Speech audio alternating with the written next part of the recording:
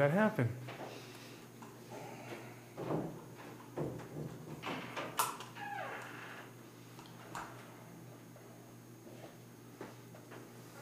Okay, now it's good. I don't know what happened, but it's good now. Now we're back. Okay, and we're back. It was me. We're learning. It's a learning curve, bro. We're back to a new. That was a ghost in the machine right there. Now let's see. As he closes the door, and he snaps onto the cable. Flip. The show perfect. No. Anyway.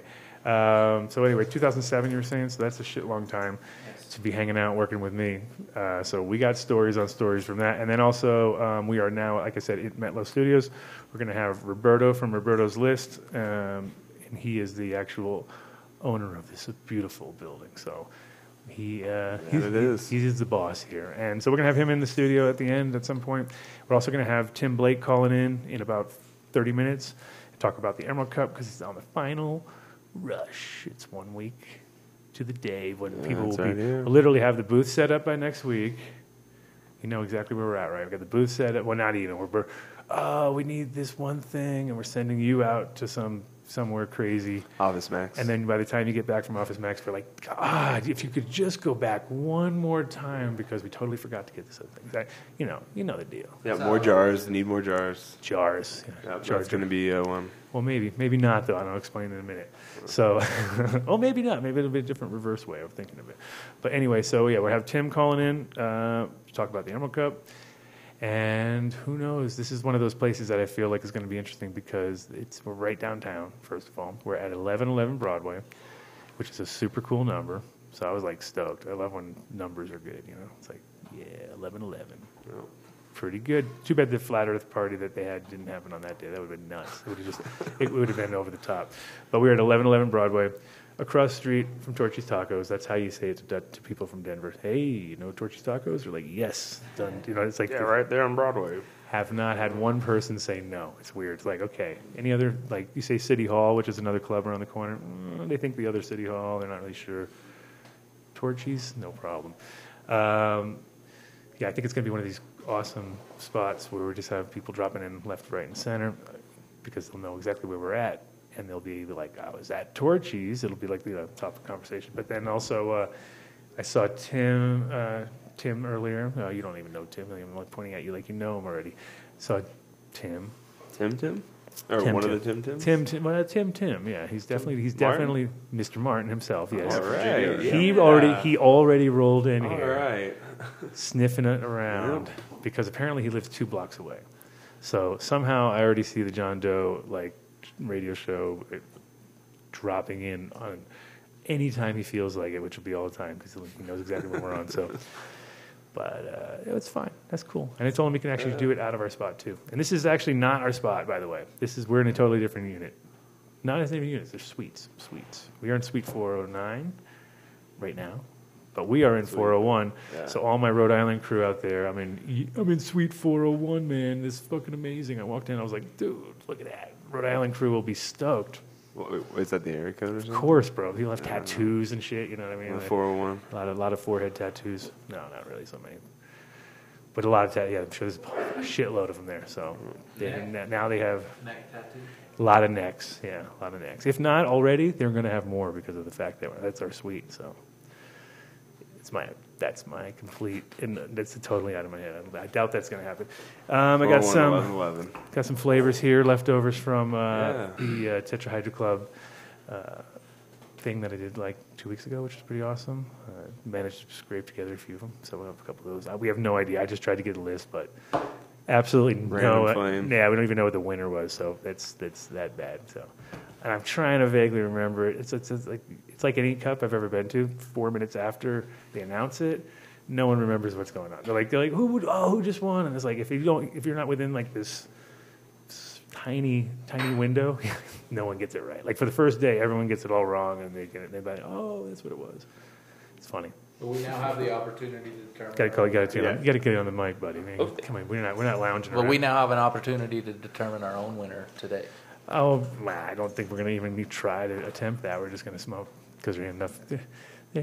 We're not taking notes, bro. Okay, my bad. Stay on the mic. You can't lounge, bro. Just bring the mic here. This is I got you. Figured. I already know your style. You're one of these guys. All right, so, and then just Just about to step in. You gotta make love. You gotta make love to the mic, man. Okay, You I'm should here. be good at that. I'm here now. Making love to inanimate objects should be like a very easy thing in your world. I know This feels like the Howard Stern show a little bit. it is, but not because we don't even try to. No strippers. There's no fun nothing fun like that. You know. What's going on, guys? With we got 20 minutes. Let's do a little. We'll do the shout outs, but I want to talk to you guys first and see how your week went, and then what you feeling about the new spot. We haven't even discussed about the fact that there's a whole rooftop, humongous party spot I'm above excited us. to see that. I know you guys are excited. So, what's your week been like? You've been down here or up there? No, so I was actually a little bit up there, but I went to Utah for a little bit. Utah. So I went and saw some goblins. Real goblins? Yeah, goblins. Oh, What is that? The rock formation? Yeah, the rock formation. I was out by the swell, so Nice. that's cool. Yeah, a little hiking. Yeah, checking out some canyons and checking out the red. Not dirt. smoking a lot of weed, or Well, You can't I mean, say- you can you can't say that even- on air? You know, what of I course mean? you can. Like, But I mean, Utah's not listening to me. I don't think I have any listeners in Utah. Maybe That's one. right. If I do, please, man, please no. give us a call. That's funny. I hang out with the coolest people in Salt Lake City, dude. Like Yeah. I was always really drunk and really high while I was out there. So See, that's the thing. It's Yeah, it was a usually good time. just find a good pocket of people. That's all. they're everywhere, of course. Yeah. But it is a rough, slim pickings, I'd say, out there compared to some other places. But That's it's for sure. But it is beautiful, I have to say. It's one of those when you drive through it, you're like, too bad I got to drive so fucking like scared. I that can't part pay was the attention. fun. I feel like Colorado Springs down there, like the vibe, you know, The like, whole thing. just like no, just like the how it feels outside and stuff. You know what I mean? Like, Really? just because you're kind of like in the valley, like in between a bunch of mountains and stuff. I don't know. Gotcha. It's just such a lunar landscape. Everywhere I go, I'm like, this is where they filmed the shit right here. This is it. Found it. Found the moon. Found Mars. Mars right over here. We got some humming. They're saying that there's music playing, but I don't hear anything. Yeah, it's an ancient. Anything? Anybody? seabeds. Nothing. I don't see anything or a reason why. Cool. I did have some Well, volume on my obviously. thing, but I turned it down. So maybe that was. Okay. Is that it? I just figured that. I don't out. know. I went for the host totally ruined the show maneuver. That was my unusual. Yeah. All right. So you went to Utah. You didn't get arrested. I'm super proud of you. No, That's pretty yeah. much. That's all you have to do there. Like No. that's your only job. Your only This is- job in Utah is to not get arrested. It was just like an hour and 90-70, and then after that you shoot off, and you're on, empty roads where I don't think they are. Did you go? So we camped. And it there? was right after Thanksgiving. Yeah, I camped. Yeah, Oh, okay. just by myself. So, but it's after Thanksgiving, so there's no one now there. People still hearing music? No, they said it cleared up. Is Oh, it a so it's good probably song? me and my It was stupid. probably you, yeah. It was me and some stupid bullshit. I heard on the news that they're going to raise the price of all these national parks, so it's good to go do it now before they raise. your parking in because now. they're talking about doubling the price right now. Yeah, it's a sad state of affairs when they can't even take care of them, and they're going to charge you double now. Yeah, they're going to double the price. So get your parking in, kids. What were you up to there, MTI? Anything good? I'm trying to remember, man. My band played recently, and I did some bass covers on YouTube and stuff this weekend and stuff. So, just playing my bass, hanging out. Playing. Oh, did you put up some new stuff there? Yeah. Some I have like one original and then a bunch of different covers I've been doing, just of like some soulful, like funky stuff. nice. Yep. And where do people see that? Oh, okay. I am a Face of Bass on YouTube. FACEOFBASS. You can see the man himself, the sound master, the guy who keeps the little crap thing we've got going alive. Amazing. So, no, cool. That's funny. They thought it was KTI's theme music that was playing earlier.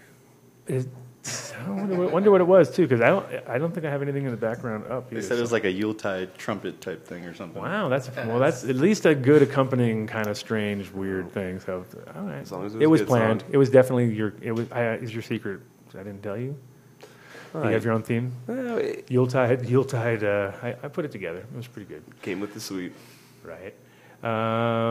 So let's do a quick shout out because we got 10 minutes until I believe Tim is going to call in. So if he's on time, I'm sure he is. They're on the road right now. I think everybody's bearing down on it up there. He must be in the thick of it. I want to see this weather because, I mean, back in the day, the almanac was saying 13 degrees, which made no sense. You know what I mean? I was like, when is it ever 13 degrees in California? You know what I mean? Like, come on. That'd be awesome. And then it was like, Yeah. yep, it's going to be freezing. And that was from Hazel told me that. So, I mean, I'm just totally secondhand information. Don't hold me on that one.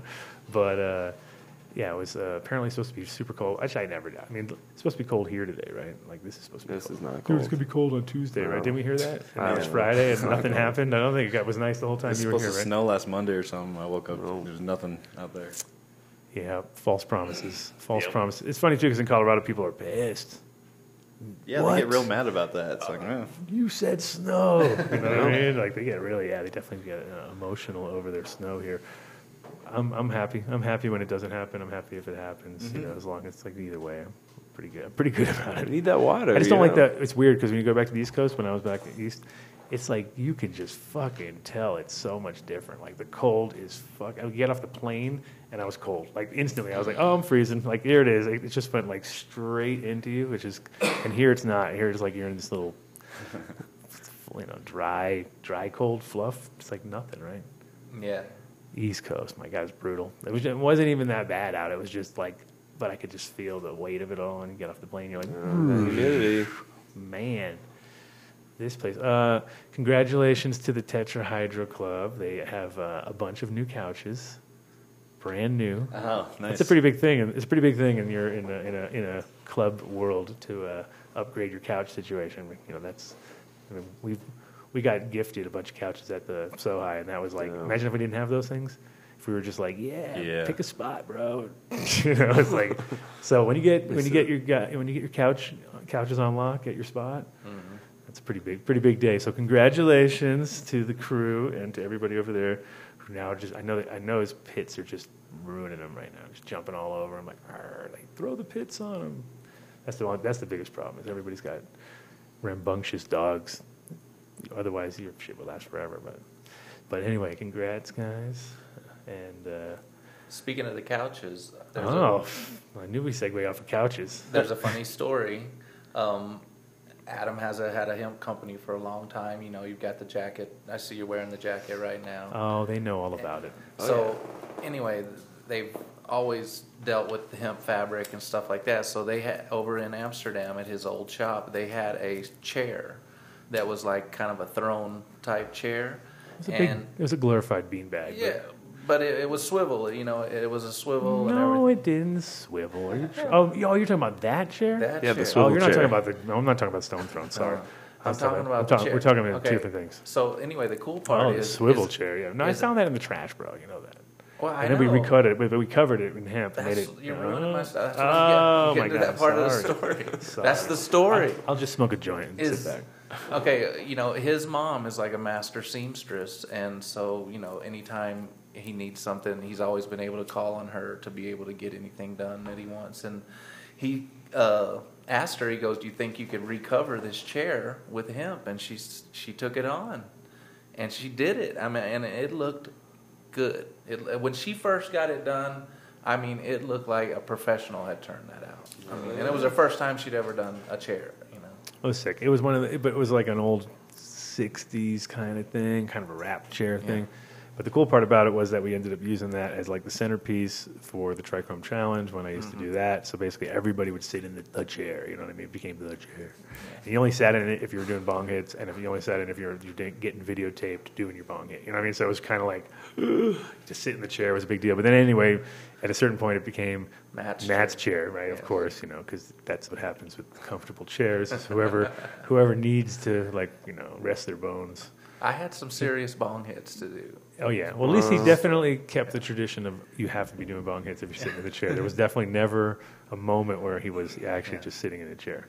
You know, another funny. Right about this time of year, right? We'd be winding down from the Cannabis Cup, and you know, Adam's very creative, artistic. He always had a big vision of what he wanted to do with the booth for the cup. You know.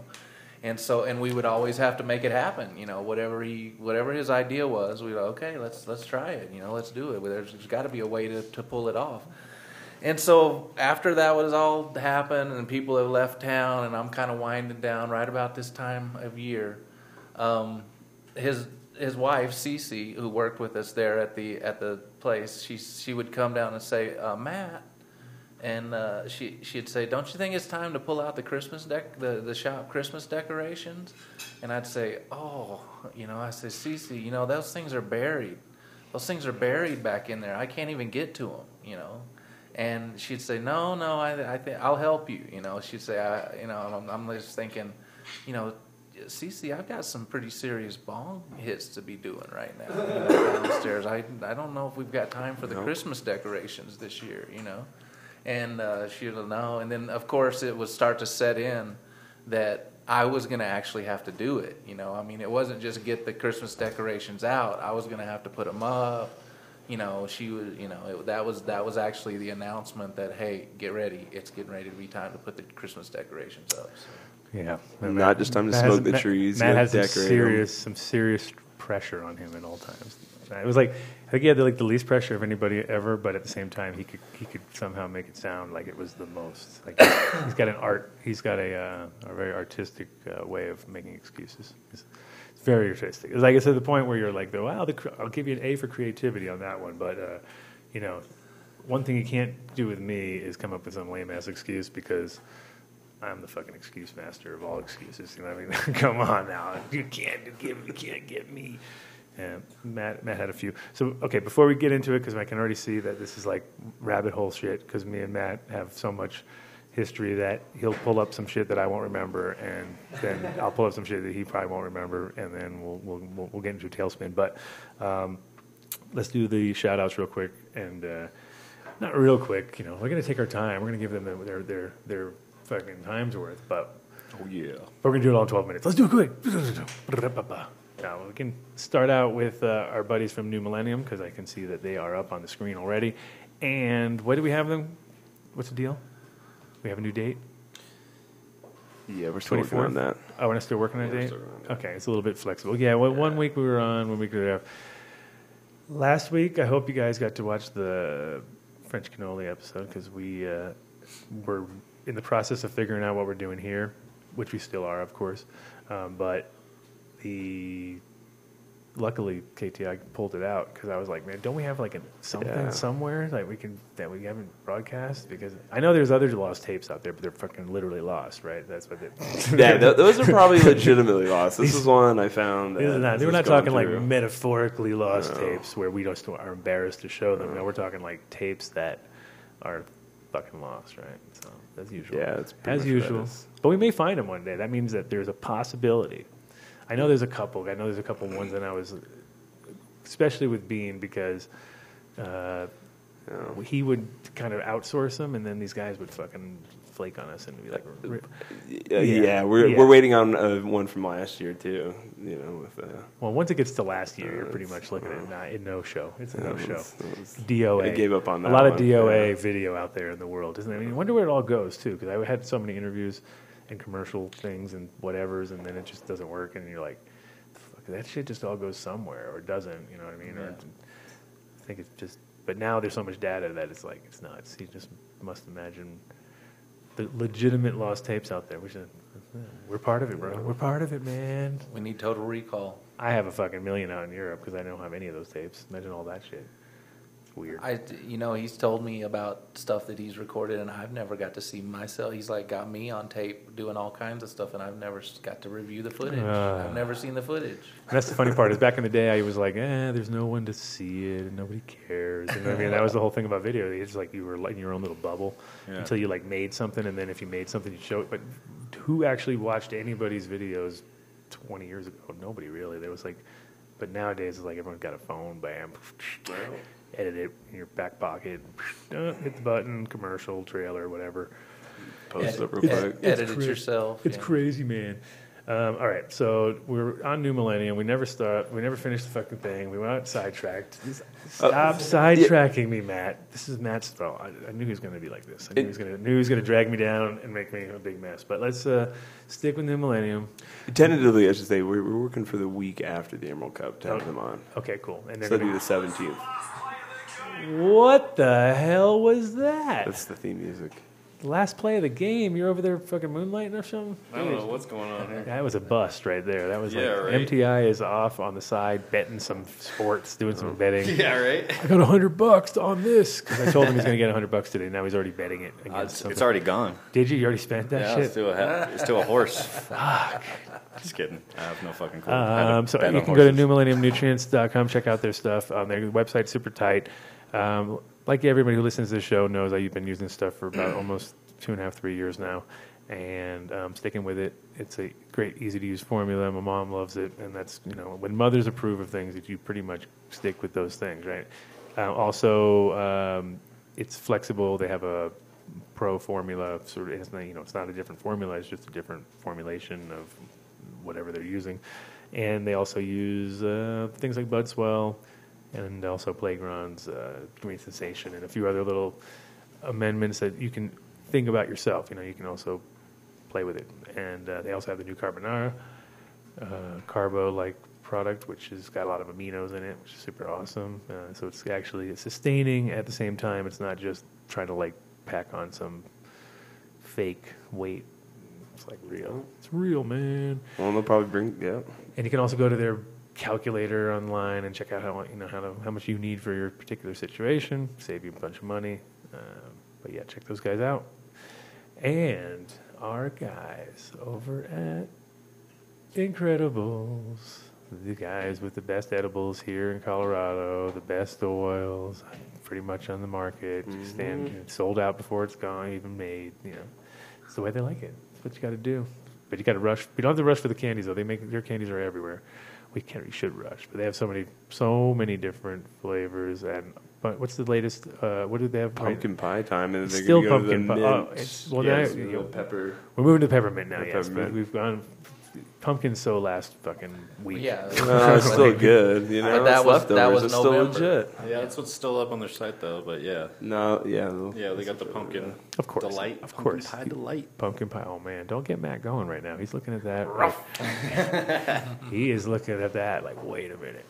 But Incredibles, I love Incredibles.com. You can check out the website. You can check out the store finder. If you're in Nevada, you can pick up their products. If you're in California, you can pick up their products. Hopefully, if they're in such a big place, I don't It know. says, get ready for Oregon, Illinois, Arizona, Michigan, and Puerto Rico. Wow. Come to you in 2018. Puerto Rico. You have to say it like that. You can't say Puerto Rico. Puerto Rico. Puerto Rico. Oh, yeah. They love it in Puerto Rico.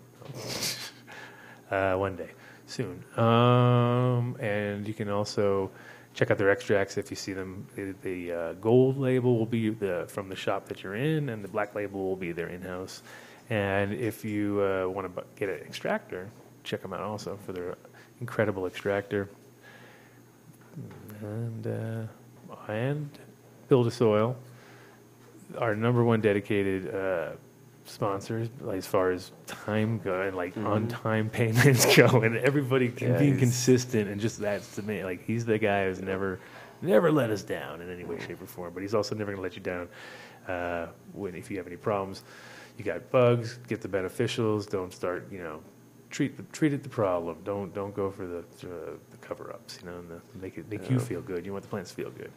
But you can also get there. So all their IPM formulas and products. You can also pick up, from the best of the organic supplements, things that are hard to find. You can't get them in any other shop. You'd be talking to the guy, he'd be looking at you slack-jawed, going, "Whoa!" You'd be, wow, I don't know what you're talking about. No, these guys know what you're talking about. Give them a call at 855-877-SOIL or go to buildasoil.com. And they're all super knowledgeable people, so they can definitely take care of you in any situation, big and small. What do you think about that essential oils spraying for bugs? Yeah, for sure, as a preventative. Yeah, it's I tried. I tried rosemary or something. Yeah, no, they're definitely essential oils. The thing is, it's you got to be careful if you're making extracts, and you can't spray it late. And there's things like that. You want to just still treat it like it is, like you would with other even though it's not really a pesticide, but you want to treat it like that, where you use it early in flower, or you get the plants to kind of get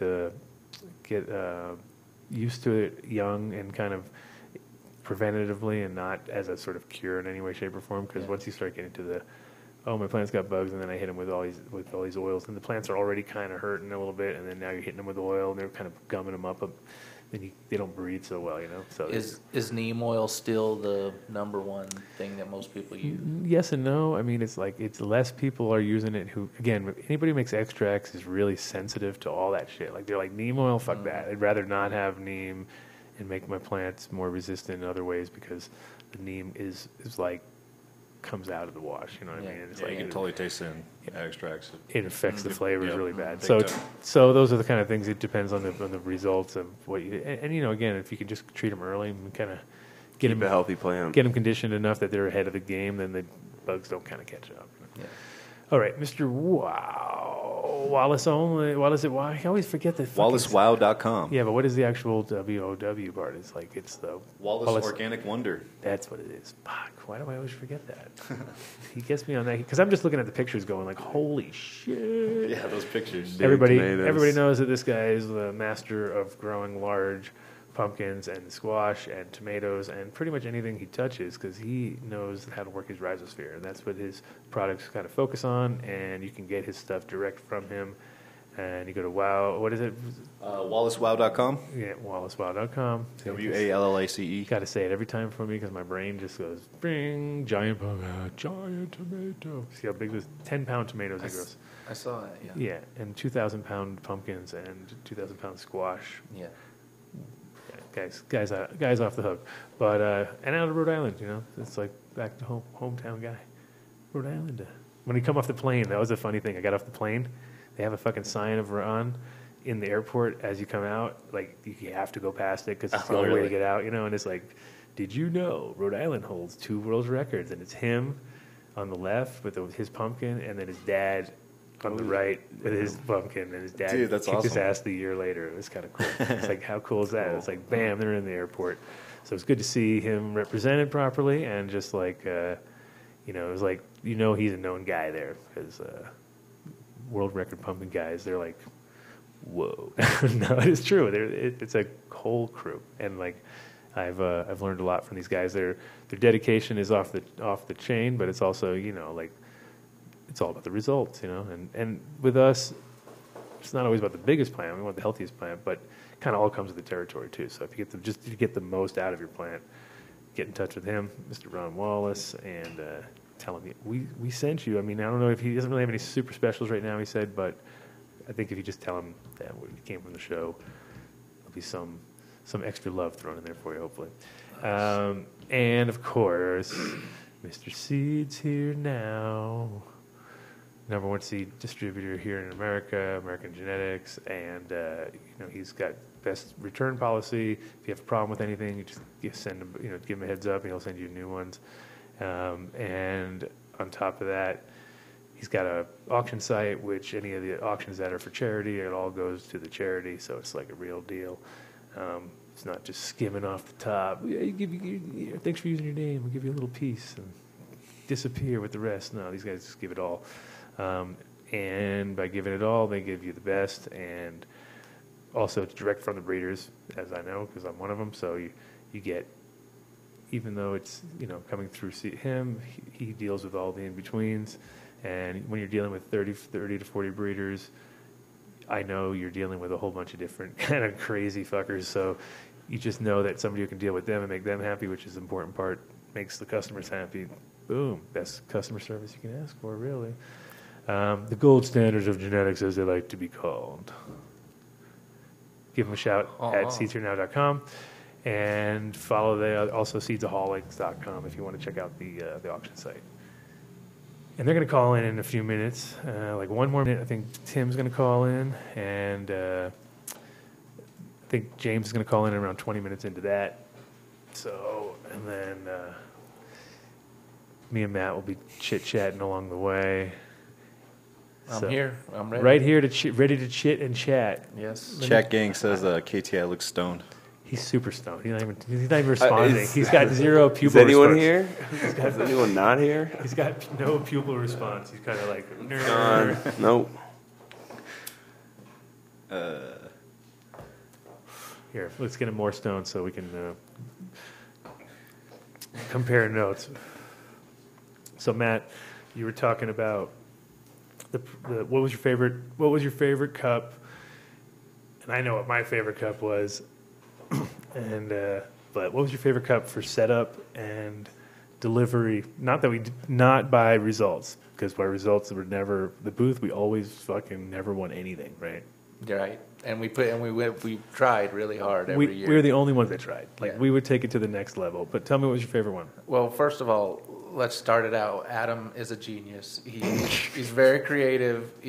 And he always was. No, but when it comes to weed and delivery of stupid booths, I will take that as a fucking reality, because it wasn't that I was a genius. It was just that I was like, wait a minute, you're gonna let me design a booth at a weed event and no one's gonna like try? Like, why would they not try? I mean, wouldn't you want to be like and it was like when there wasn't as many rules, so it was like, yeah, I'm gonna have people smoking at my booth, and that was I've actually thought about this before, and the cup that we did, we had people smoking there, of course, but we were doing the event, so we weren't like sitting at a booth selling something to somebody. We had other people that were there selling stuff, but not many. We had like literally 9 booths, I think, at the first cup that we did, right? So, and this was in Amsterdam in '93. Then the next year, it wasn't our event, so we actually had a booth. And I remember like pulling out the bong, making everybody smoke bubble gum, and then we won with bubble gum, right? It was like, well, that was easy, you just like, because everyone else was just sitting there just not doing anything, and they were like, so we got to like give people a hit, and everyone was giving people joints, but they were like pre-rolling them with tobacco and doing making all the mistakes that you could always make. It was like, we can the American guy gets down the way and he lights up the joint and he's fully expecting a pure joint, and he gets all this tobacco, and it's like a big shock to the system. That's it. You're done. Your whole you literally your trip is ruined. Yeah, it was. You pretty much.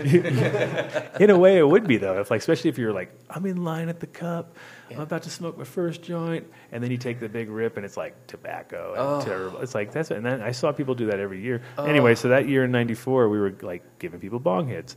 And then everyone was looking at us like, whoa, what are they doing? It was like, what do you mean what are we doing? We're giving people our weed, because that's how you fucking would let people experience it or whatever.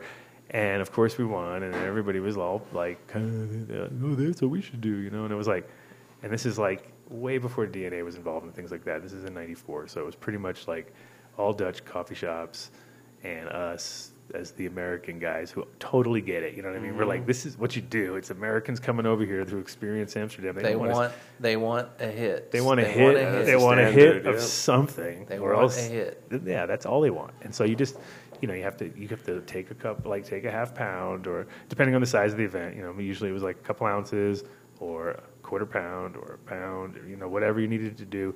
Break that shit up and give it to people. And like, so people like Matt gave thousands and thousands of people bong hits, because that's what you did, and there was no dabs, and it was just like, that's what you did. There was no, I can't give people joints, because that'd be like 10 pounds of weed. So you'd have to figure out how to and that was my whole goal of the cup is how do I get as many people some hit of our shit so that they can at least get an idea of what our shit was. And I would clear out the bong so that everybody, it sounds real simple, everybody could get a fresh hit, and so, this was before hand sanitizer and stuff like that, so I'm sure, you had to... Before? Are you probably predating sanitizer? But it's also before the cup cough, right? Yeah. That was what I was going to say, the cup right? cough. It was there. We probably developed That's when it came from. I think we came from us. We incubated it in those early years. It came from our bongs, 100%. I would definitely say we were the first to give everyone cup cough. And we had, we did that every year. We gave bong hits. That was what we did. And then, of course, to answer your question, there was I have a lot of favorites, but my most favorite one is when we had the best hash. We were actually, there was one year when he did the Trichome Challenge. We were at the Milky Way. It was before they had moved it. I really liked that place, the Milky Way, when we had it had that set up there. When we were in the hallway that one time? Yeah, when we were in the hallway. But see, I'm thinking... But I think that was the best quality. But see, that wasn't what I was talking about. I was only talking booths. Okay. Strictly booths. Well, look, we did the Empire State Building with scaffolding. That was our biggest undertaking. That was a pretty good one. That was our biggest undertaking. How many stories was it? 4? That was a 4-story tower. It wasn't totally illegal. It was indoors, and it was like, Yeah. they said, you can't go above 3. And it was like, fuck it, we're going That 4. culminated in King Kong and what's her name at the top, Misty Rain. Yeah, well, it ended up being, but that the story, it was the blonde and then King Kong at the top. And No, we did the whole thing. We had the monkey. We had and then out of nowhere we had the midget, and that was what made it all go. That's where it all went right, because we had the one midget who fell in love with Misty, who loved her because he was totally into Misty Rain, and then he just stayed at our booth the whole time. And I was like, dude, we got a fucking free midget at our booth, like killing it. Like, are you allowed to say the M word? Don't you have to call it like what? Who's little people now or fuck something that. like that? Oh, okay. Well, let me tell the story then, because Adam always wanted a midget to work with because he said that is the ideal person for working with weed because you're gonna love this. They want to grow. Right, every midget wants to grow. That was A. That was my friend. That was one of my jokes back then. Yeah. Thanks for remembering that, man. And then I would have forgotten. And then of course because they're small, they can get up under the plants. That's what I know. That's what I remember. Where you can go in to get into those crucial areas where we're always like bending over and trying to contort. That was my whole reasoning. Get to stuff. They'll just run down up underneath it and be right on top of it. Now then, there's Nick. Of course, the smaller. Well, yeah, but Nick's Excuse me. And his third thing was the smaller hands will be better for manicuring somehow, like pulling the little leaves off and stuff. I think I'm right all around there. I think it's an all around correct thing. Maybe not with the terminology of midgets anymore because it's now such a fucking. Maybe I'll go down like the Harvey Weinstein of the midget world, where they'd be like, dude, she just fucked you, insulted every one of us 13 times in a row. We're gonna sue you for everyone. I don't know. I'm sorry, guys. Sorry, it sounds way better when you're doing like entertainment. Yeah, well, entertainment. You can like when they had the toss thing and all that. They didn't go little people toss. They had to just go hot and heavy and make it sound exciting. Yeah. But yeah, regardless, I would have to say the train was really good too. Yes, the train came out really, except it was so dangerous. That was the most dangerous one. That was the one I was so scared. The entire cup that I was going to burn down the entire cup because when I ordered it, I thought I was ordering vinyl, right? And I ordered and got there, and it was in this one little small tube, and I was like, can't be in there, you know what I mean? I knew it. It was on the day of, and it was like a Saturday, so you're never going to get it made. So I had printed these gigantic banners up of a train, and I made the train out of banners, and it was coming out of basically, again, like every year I took scaffolding. That was my thing. I was like, I'm going to use scaffolding for it because I could take scaffolding and wrap it and turn it into anything. Anything you wanted. Like over here, it's the first thing I did when I came to Colorado. I made a Mayflower ship out of scaffolding and just covered it in banners. It cost a couple $1,000, but it's way better than just taking a normal booth. You know what I mean? You make it in taller, and then you hike. And actually the funny part was I had Chris Bliss, my friend, making candies under the booth in the place because he's such a fucking typical guy that like would never be on time with shit, and he'd be like, oh yeah, I got all the stuff with me, but we didn't have time. We could do it at the place. So we're at the fucking actual trade show here, like, convention center bullshit where you're no one allowed to do anything, and we're underneath in the banners fucking making edibles.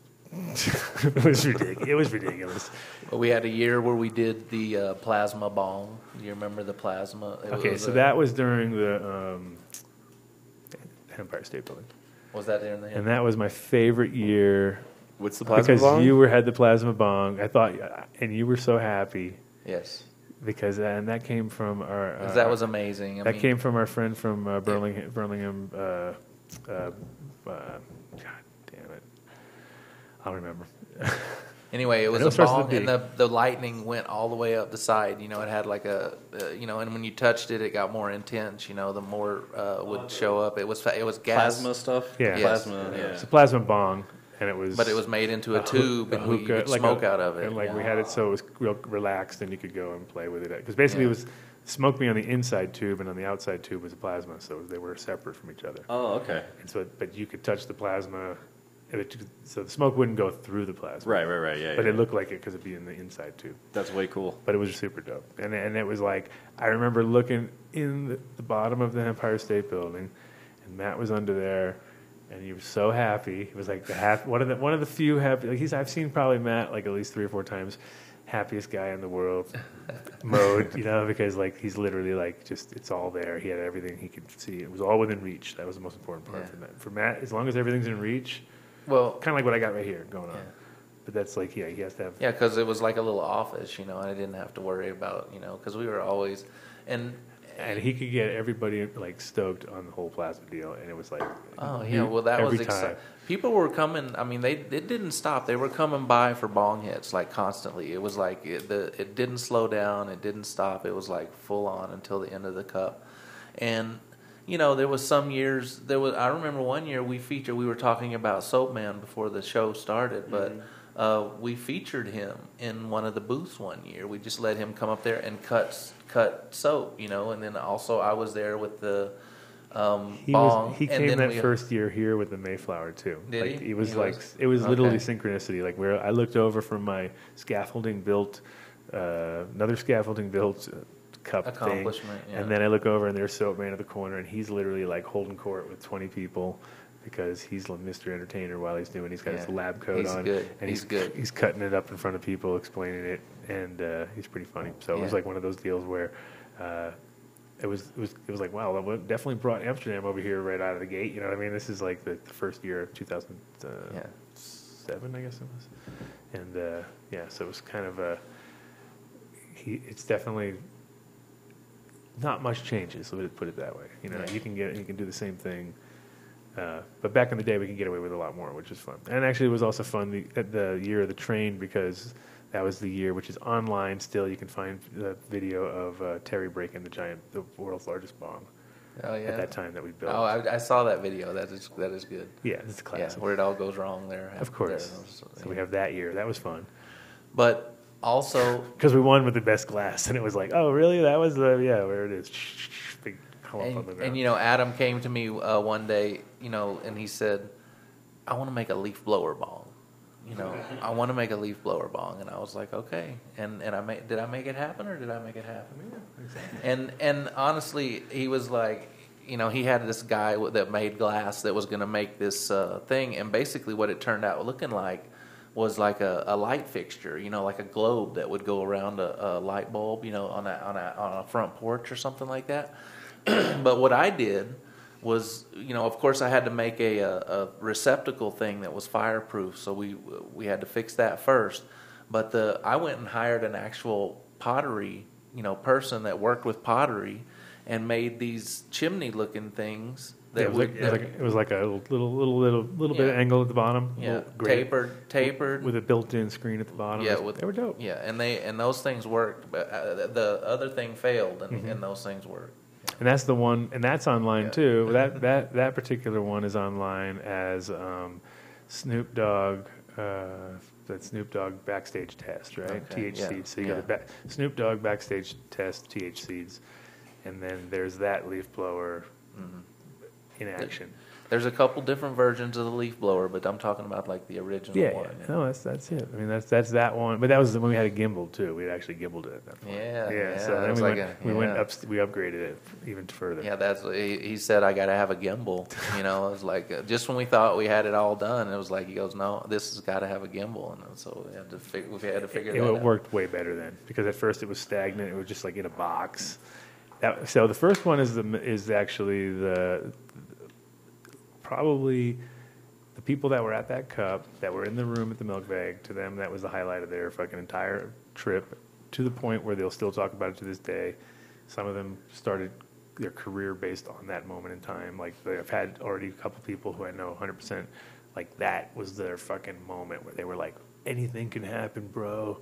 That guy just blew off all his weed. Like they told me later, like they were in the room, saw it go down, couldn't believe it, because it was like, unprecedented in their minds or something. And all it was is, literally me dumping a bunch of weed into a leaf blower that Matt had fucking converted, but with a fucking. That was the first glass piece. That was the janky glass piece. Yes. So it wasn't the same. Then later is the upgrade with you got it. Yeah, it was better on the next. So you can see the complete evolution. And the first one was so janky that while it was going down, I thought I was going to burn down the. So basically, I thought I was going to burn down like all the clubs I was ever been at because my shit was always so like borderline ridiculous. Because as it got towards it was okay at first, but as it got towards the bottom, it started blowing out sparks. Yeah. So now the new one that I have here is the converted backup system from the boys over there that made. Remember the Dutch guy? He's like, I just made a backup system, and I was like, yeah, whatever. Makes a great leaf blower.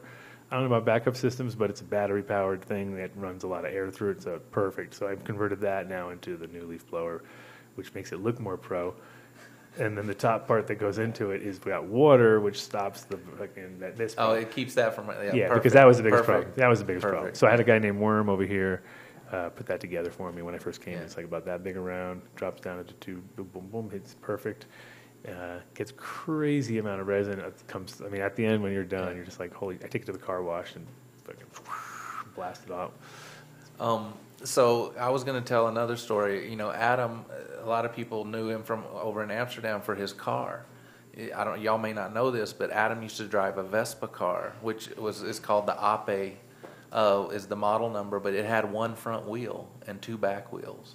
And so there's a couple different versions of it. There's the two wheel. What he had was the 2-man version where it had a bench seat where you could sit 2 people in it, but they also make a single. And so what happened was I was working for a mutual friend of ours, and he had this, what was basically like a motorcycle with a bed on the front of it, and people move stuff around the city, and, you know, I learned to drive that thing. And then he got one of the little ones with the single seat, and one day Adam had to go somewhere, and I said, come on, I'll give you a ride in the little Vespa car.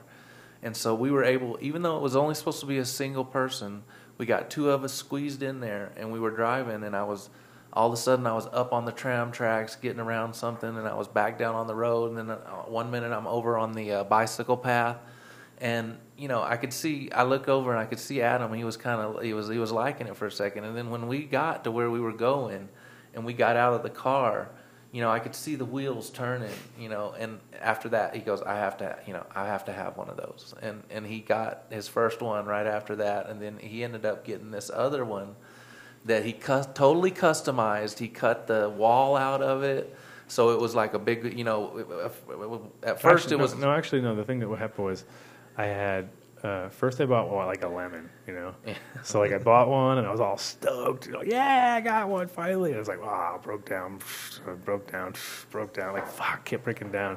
Looked okay, but it was like kind of hand rolled with fucking blue paint and shit, so it was kind of a piece of shit in the long run.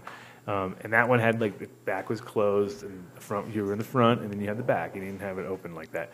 Then I had this, so then at one point I had this guy working on my car, and he was like, he had one leg, and he was fucking like, drove a Vespa that was fucking badass, like a black, fucking matte black one that he had already put a bar on the front and fucking cut out the back and all these little features. And I was like he had already worked on my thing and already paid him. He was coming in undercutting the guys who were at the place, because when I was at the one place I was getting reamed, right? I was going in there and every time it was costing me like $900 to get the thing fixed. I'd be like, fuck, $900. Everyone else would be like, dude, you could have bought like whatever a car or whatever. And I'd be like, no, I got to fix this fucking thing. So I put like at least 10,000 probably guilders or euros or who knows what, probably like 20,000 guilders or 10,000 euros into this vehicle over the course of 7 years or something like that I was driving around in or whatever. But it was like I had to keep it going, you know what I mean? It was like having a fucking gigantic Vespa that you have to keep going at all times, and it fucking, but whatever. I loved it. But the thing is that guy worked on my car, and at a certain point I was like, fuck, I'll just buy your thing. How much can I? So I bought the mechanic's car. Yeah. And then I was set, dude. All of a sudden my shit was faster, better. You know, it was like, I was like, no wonder. Like, this guy's got it all pegged. You know, he had it all figured out. So that was like having the best one ever. And then I put stupidest shit into that car.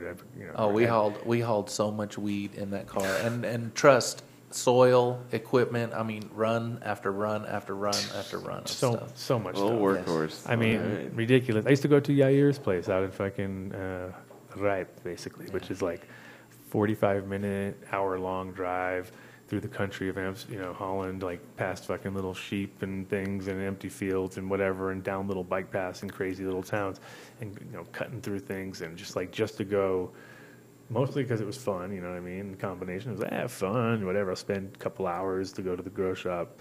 Don't go to a local shitty one. Go to see this guy Yair, because this guy Yair would work with Big Dummy, and so he understood the whole American side of it. Like he didn't. It's funny. He didn't really smoke pure weed, but he liked that whole from the grower's point of view. He liked that. He liked the way Americans grew weed. Like even though Dutch guys would just buy the cheapest of the cheap and they give me the cheap, you know what I mean? And he was like, no, it's not about the cheap. It's like, the best, the best, I want the best of the best. And so it was like, I'd drive all the way out there, and then all the guys that worked for him, a lot of them were real stoners. Like in Holland, there's maybe 1% of 1% of people there are real stoners. You know what I mean? Like there's not even that many stoners to begin with, and then all of a sudden you got of those people called stoners and people who smoke weed. Only a very small percentage of them even like smoke pure weed or would smoke a pipe or carry a bong with them or something like that. There's like a few. We feel well, but to wrap it up, the appeal of the car was that it was 420, bro. Whoa, 421. But it was a considered a motor like a scooter, so you could drive it onto the bike paths if you needed to, and you could park it on the sidewalk. So.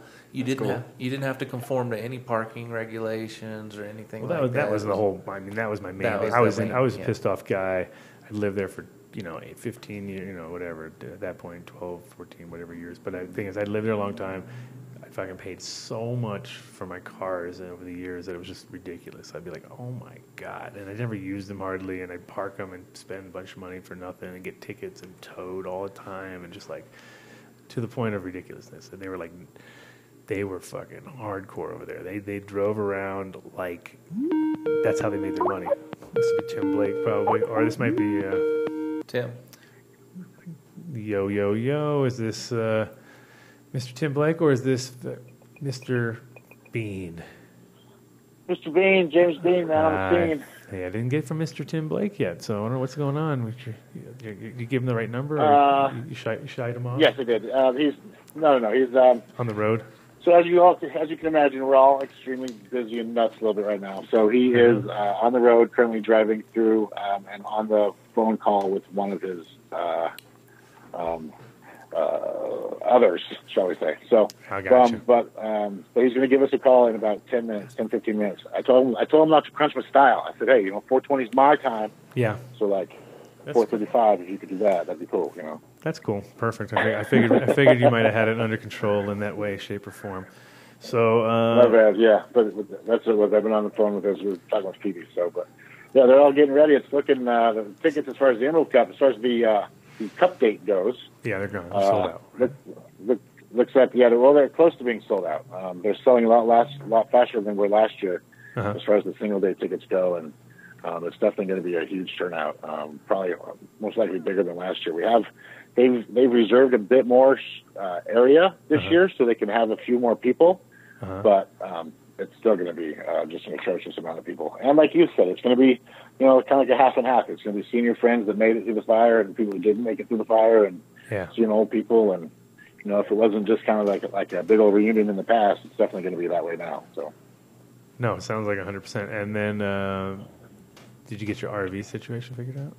Are you going to be able to do it, or is that not happening? I'm not sure yet. I'm still trying. They don't even doesn't matter how big of a sponsor you are. It doesn't Fair Guns doesn't play. I was like, put me back by the goats. I don't care. Let me just somewhere. Exactly. Seems like you should be able to park up somewhere, like. I was like, if you're going to pay these artists X amount of dollars and they get parking, then I'm going to pay you, and shouldn't I get parking? Like, doesn't that? Should parlay. I think I see the logic. But you know how it goes. As a premier sponsor, as much money as we're forking out, you'd think that they'd have. I'll probably end up playing that card. Like, look, I got to have an on-site space to process all this stuff. Exactly.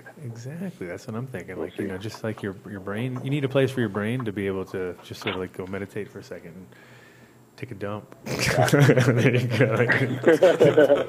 Take a dump. Going like I want to pay. I will pay anything. I will pay you anything. Just let me have my spot, my freedom. Well, if not, I mean, I'll just hide them. Like on Thursday when we do the load in, I'll just hide it back by the horse corrals. Right. Yeah. So, so what are you doing now in December 1st? You got like some crazy new sales going down. It's like the first Friday here. It's December 1st. First Friday, December 1st. Actually, what we've done is we went ahead and extended all of our November deals. So our November deals were crazy enough as it was. Black Friday, we took 20% off everything on top of those prices. Mm-hmm. So there were some packs flying out of there for $32, for $28. The right packs. I think we had some Top Dog strains on there for $58 after both of the double in.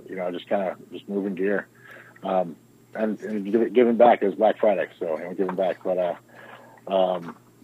we are actually going to be tonight at midnight shutting down for doing a hard shut until Sunday morning, and then we will be back Sunday morning relaunching the all new Seacher Now website. It's been 6 months in the making.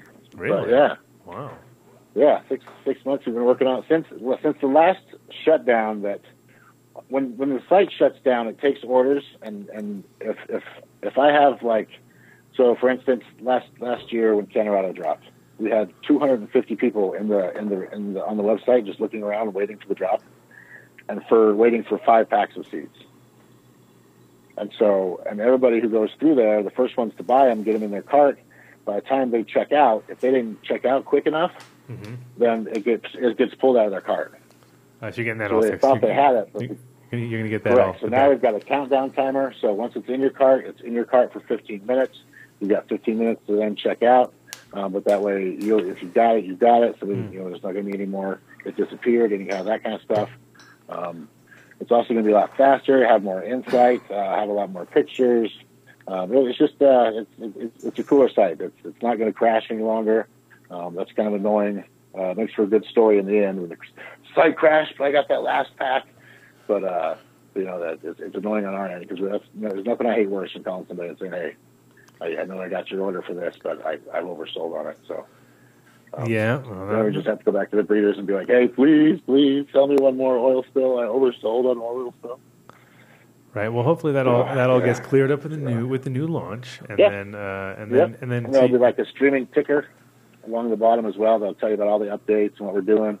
We'll have photos of all the booths that we've been at, so stuff that me and you have done together. The shows. We'll also have a link to friends of in the field. And of course, all your videos we posted there. Mm-hmm. We're also working on, and it's going to be a feature added later, but where most of my breeders, thankfully, have been on your show, and your show is listened to by Chat Gang, shout out Chat Gang, but through some very educated and influential people, and can call bullshit on a story very quickly, and I like that. Right. And so we're going to have all of your interviews when you interview my breeders on their separate web pages. That way, they can see a little bit about the breeder. You can hear about them, how they talk about what they do, how they do, and why they do it. So I think that'll be really, really cool as well. And then we'll have your stuff integrated. Go ahead. Yeah, well, speaking of which, also I did that podcast interview. That should be coming up real soon. Thank you, James, for putting that together. That was your doing. See, when he's not doing seeds here now, he's managing. He's sort of sub-managing his breeders out there. Of course. I mean, you guys are the rock stars. I'm just the guy. I'm just the asshole for selling the seeds. You know what I mean? You guys do all the hard work, and I'm just pushing the brand and keeping you guys. No, but that was a good. Out there. But no, I mean, it was good. It was good to get interviewed because it's one of those funny things. I was like, oh, this will be easy, and then I ended up. I go I can do maybe an hour, and then I think we did 2 hours plus, and he never once stopped. He just kept it rolling. You know what I mean? Okay, and we kept going with it. And I was actually doing an event, sort of, and then I was sitting in my car the whole time, and then people kept coming to the car and what are you doing? And I was trying to kind of sitting there rolling joint after joint. I had to just keep it moving without closed door. No, anyway, it was. I came back really good. I think. Who knows? It was one of those nice, yeah. So that is George, who runs the podcast, SoundCloud, the podcast. Really nice guy. I was on his show about 2 months ago. Of course, I had offered any of my breeders, and of course you yourself. You jumped at the opportunity. He's like, man, if I could get that guy. In other words, he slutted us out, and I jumped. I jumped I watched him. I'm the first one. Of course. It's one of those things. If you're doing he coined the Podfather to me, so I was like, oh my god, now I'm the Podfather. Oh, the true Podfather himself. Nice. I was like, oh, the Podfather.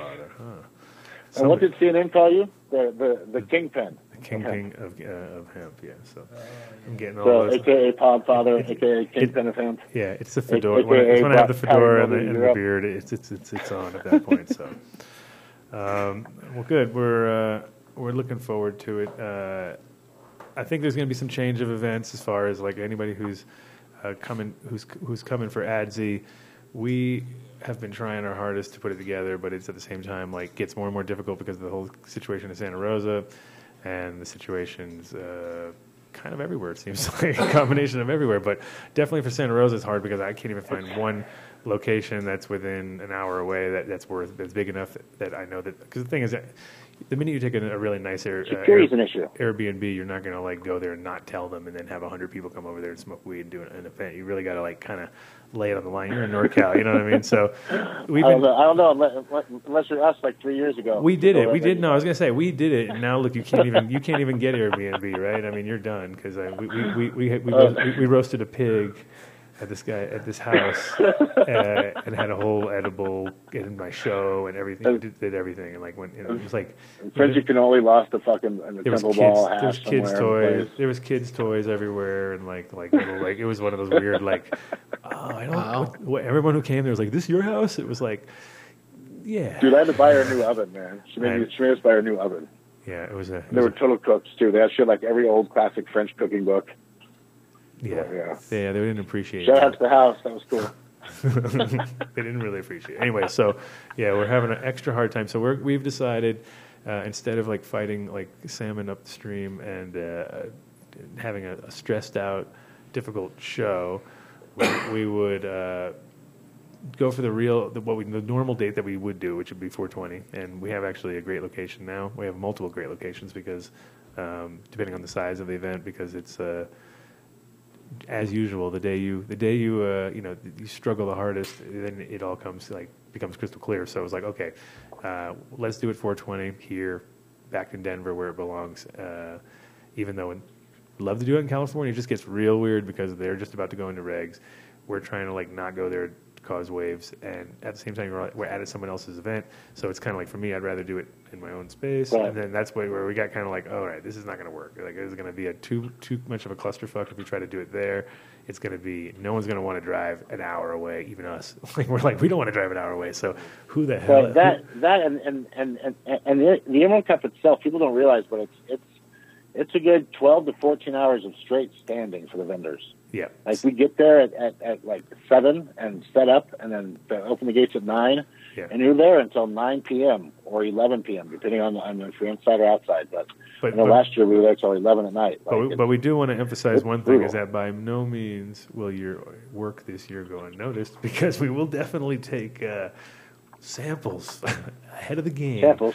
Lots of samples. No, anyway, if you guys are planning on coming to ADZ and you already had something that you wanted to enter, come by the booth. We'll get some photos, and we'll obviously you want to try it, but at the same time we want to get some photos and possibly sign you up, and everybody we sign up, because we're only going to have 52 entries. So if you guys want to sign up now, we got 5 months till it's actually happening. It gives everybody time to do a crop, time to cure it if they want to cure it, time to process it if they want to process it, time to everything that we need, because usually you either got too long of a time, you got a year, and then you just don't fucking time your timing right, or they're like, yeah, you got to do it in 2 months, and you're like, that's like I can't do things like that, it's just like there's a time frame, like shit's got to be thought out.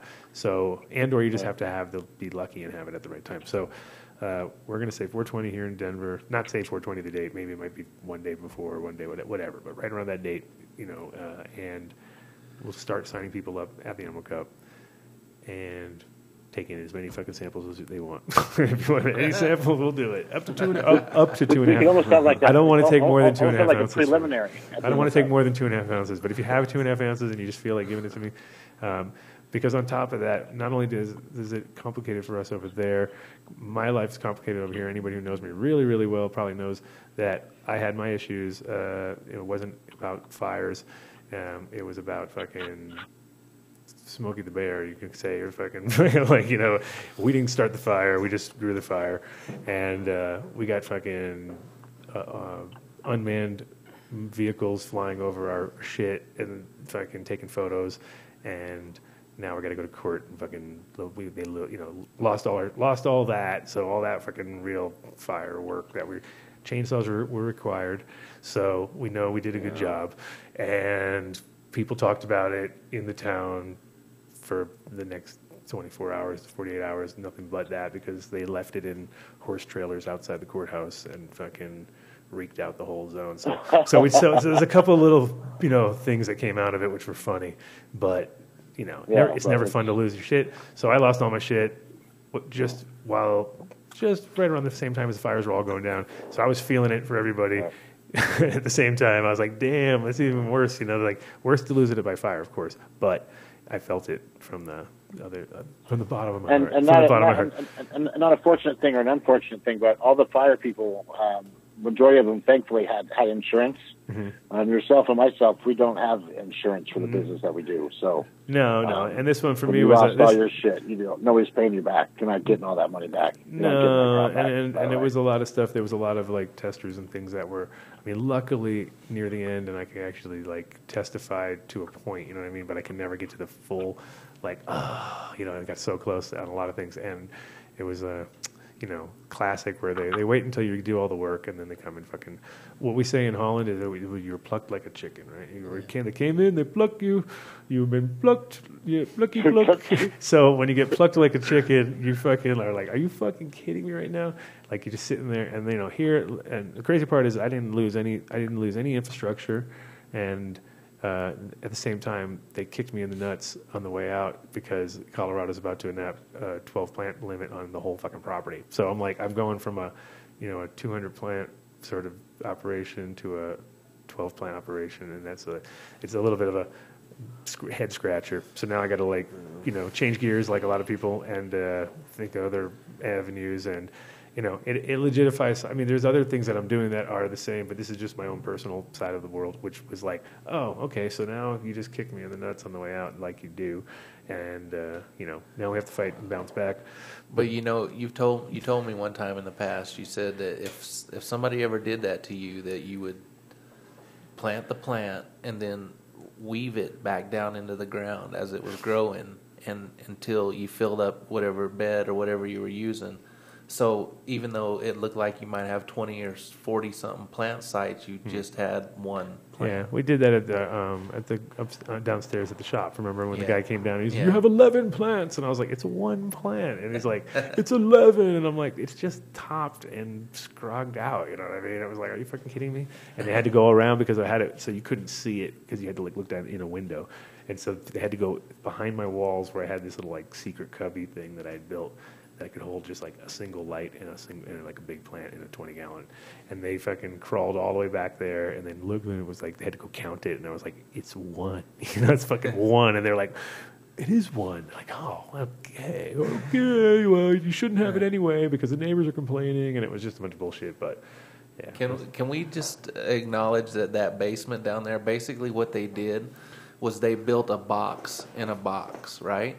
So they, instead of actually fixing the thing up like it was, they just went in a little bit on each side and built out of this thin wood and little bitty tiny. There's no studs or there's no 2x4s or anything like that. It's just little bitty tiny pieces of wood that you would never imagine that they would build that out of, and basically built a little box inside there. And so if we wanted to store anything or he wanted to make his little thing behind the wall, you had to literally squeeze back through the wall, behind the wall and the actual concrete wall, which was the building. I'm like, if you're gonna make the basement, just open it up. Don't. It was your classic Dutch place. You know what I mean? We had floods.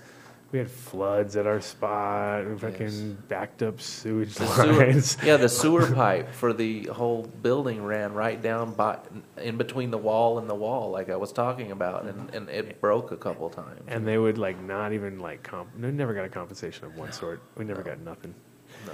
Sorry, James, to give you all these details. Yeah. You're like, sorry, James. He's like, oh my no, god. Sewer lines. I didn't know about the other one. I've obviously known about your situation since the night it happened, but I didn't know about the other details and whatnot. But it's just It's always shitty, and especially in your situation where it wasn't like you had a million or you were like so many over. No, like, it was because I counted. I just sprouted a bunch of seedlings. I pesky. had like 85 seedlings that were all about less than a foot tall, and they were like counted those, and I was like, what? Like those are nothing. How are you supposed to run numbers and breed if you have like seedlings going? You know. And they were sexing. I had them in the room. I literally had one plant, just like you're talking about. I had a 100-gallon pot, one plant, boom. That was the one plant in that room. But then in that room, I had 2 trays that each had like a whole bunch of them in 4x4s that were tall but small. You know what I mean? And it was like, and then it was like, what? So they counted those. And I was like, really? They're counting little tiny little fucking clone things that are just tall that I'm actually sexing and whatever. So I was like, ah. So it was pretty petty. So now I'm in trouble. So I'm in trouble. So mom made me in trouble for doing the seedlings, of course. But at the same time, I was trying to explain to her, because when that's done, we're gonna need the thing, and I need to check the thing. And I was like, anyway. I'm sure I'm preaching to the choir, because anybody out there that understands, when we talked about that show, we talked about all aspects of losing everything, because when you lose everything, there's a certain moment, it's just like, you just know that if this is what you do, if you grow weed, if that's what your thing is, if you're a breeder, then even when you lose whatever you're doing at that moment in time, you're usually surrounded by people who either have material that you did and or stuff that you started with already, cornerstone material, and I luckily ended up with a couple decent things, you know what I mean? It was like almost like, I've started, I've had worse, you know what I mean? I made a few phone calls, and I knew I had a few things backed up, and at the same time, I kind of took it as an opportunity, because I was launching Sage Master Select, which was based on doing collaborations with other breeders. So I'm going to take this Emerald Cup opportunity I already started something with Bodie, which then, of course, all the work that I had gotten to a certain point, like I wanted to launch at this cup. I'm not going to do it because I only got to this third of the way through, and I was going to be 2/3 of the way through, and I was going to feel a lot more comfortable launching it at this point, because the whole point of the idea of this thing was I wanted to get handed off at the 2/3 mark, so other people could do work with it, you know, and be like, okay, I'm 2/3 of the way through, you can take it the rest of the way, and now you can work. But now if you just do one step, it's sort of like, well, anybody could do that. So now I'm just going to launch a few. That's respectable.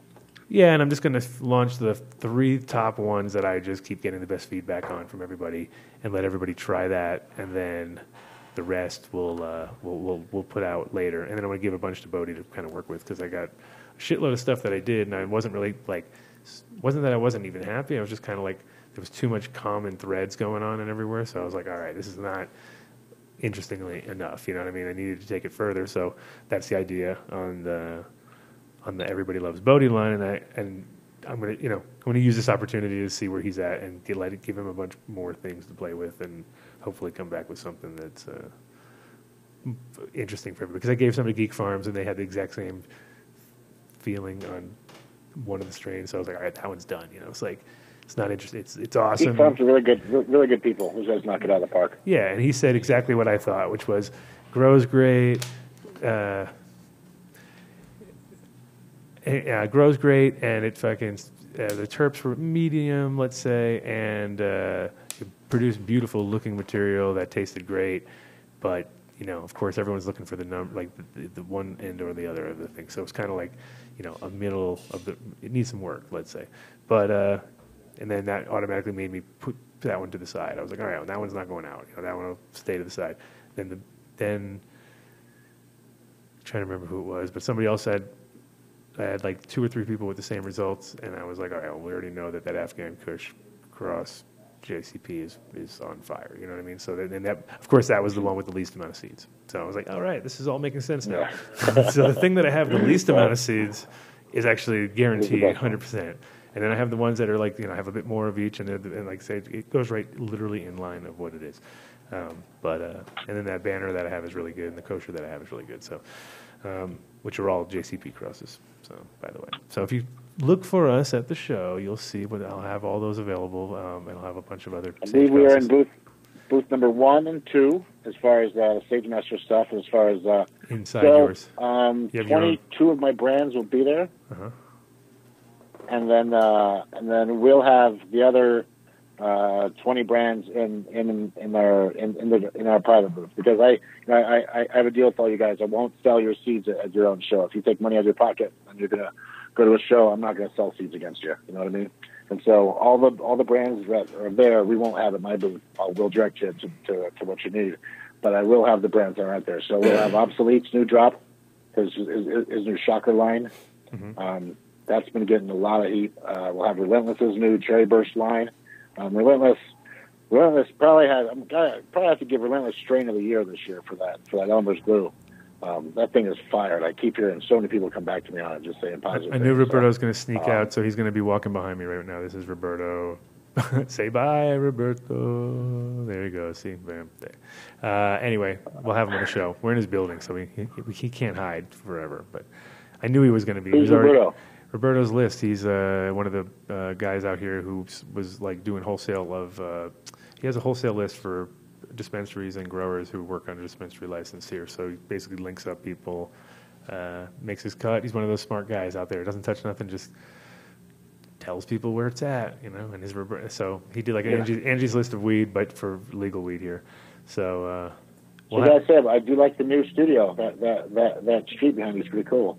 It is, right? Well, this is actually the sister studio to the one we have. Ours is on the other end of the building, but we have the same sort of road behind us. So I'm liking this view this way. It makes a lot more sense since it's right. It's got something going on, and like you said, it's reality. It's like almost like we think we can have people out there going, "Hey," with little signs and stuff, like we're on the other shows. It could happen. Like the Today Show or something. Exactly. You want free feeds? I need you to go put this sign behind the window. Yeah, exactly. People camping out It could here. happen. So, Yeah. So let me tell you, I know it's. I just got to text from Phoebe. She's with Tim, and Tim's on the other line on a heated call. So a heated I call. know that, it's just our industry is getting just so much flack, and we're so close there, but not there. I know one thing he's been worried about is Eventbrite. They're being assholes. Oh yeah, they're for trying sure. to shut down ticketing, and he's like, no, like last year, a week before the cup, or maybe 2 or 3 days before the cup, PayPal shut him down.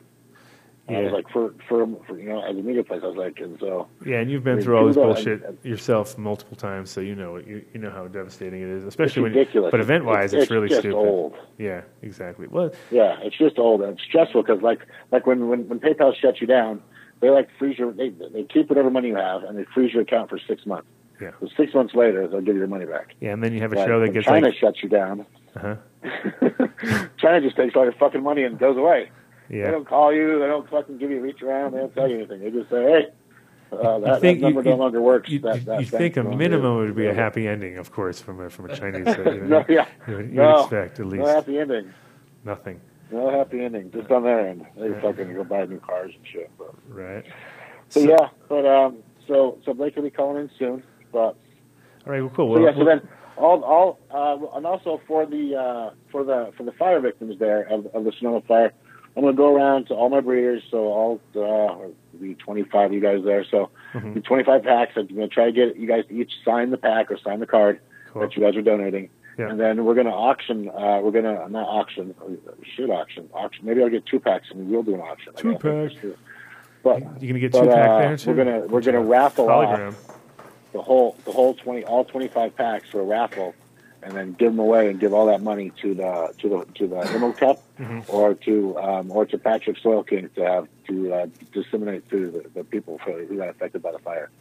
Yeah, well, he was on point, so definitely he'd be a great guy to give it to because he stood out during that thing as a proper. He definitely did. He was proper hero. He was there, let everybody use his stuff, use his facilities. Yeah. He was definitely the man on point. So that's but good. Him or the Emerald Cup had some charities too. So we'll give all that money straight across to them and let them give that back to the community. So cool. We might do an auction with it though too, one from every pack.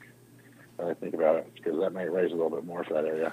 Because that area is still, they're gonna be beat up for a while. It's not like next year it's gonna be all fine. Well, definitely in town it'll be different, of course. Town will be taken care of pretty quick, but all our friends up in the hills and stuff for sure are going to have a harder time getting their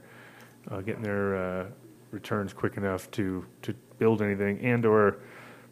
So I'm sure a lot of people are going to throw in the towel too, just because they're looking at the situation, going you gotta go legal and rebuild at the same time. Which and then there'll be other people just buying up all the fucking other people out. So it's gonna be strange. The landscape's gonna change there a lot. That's for sure.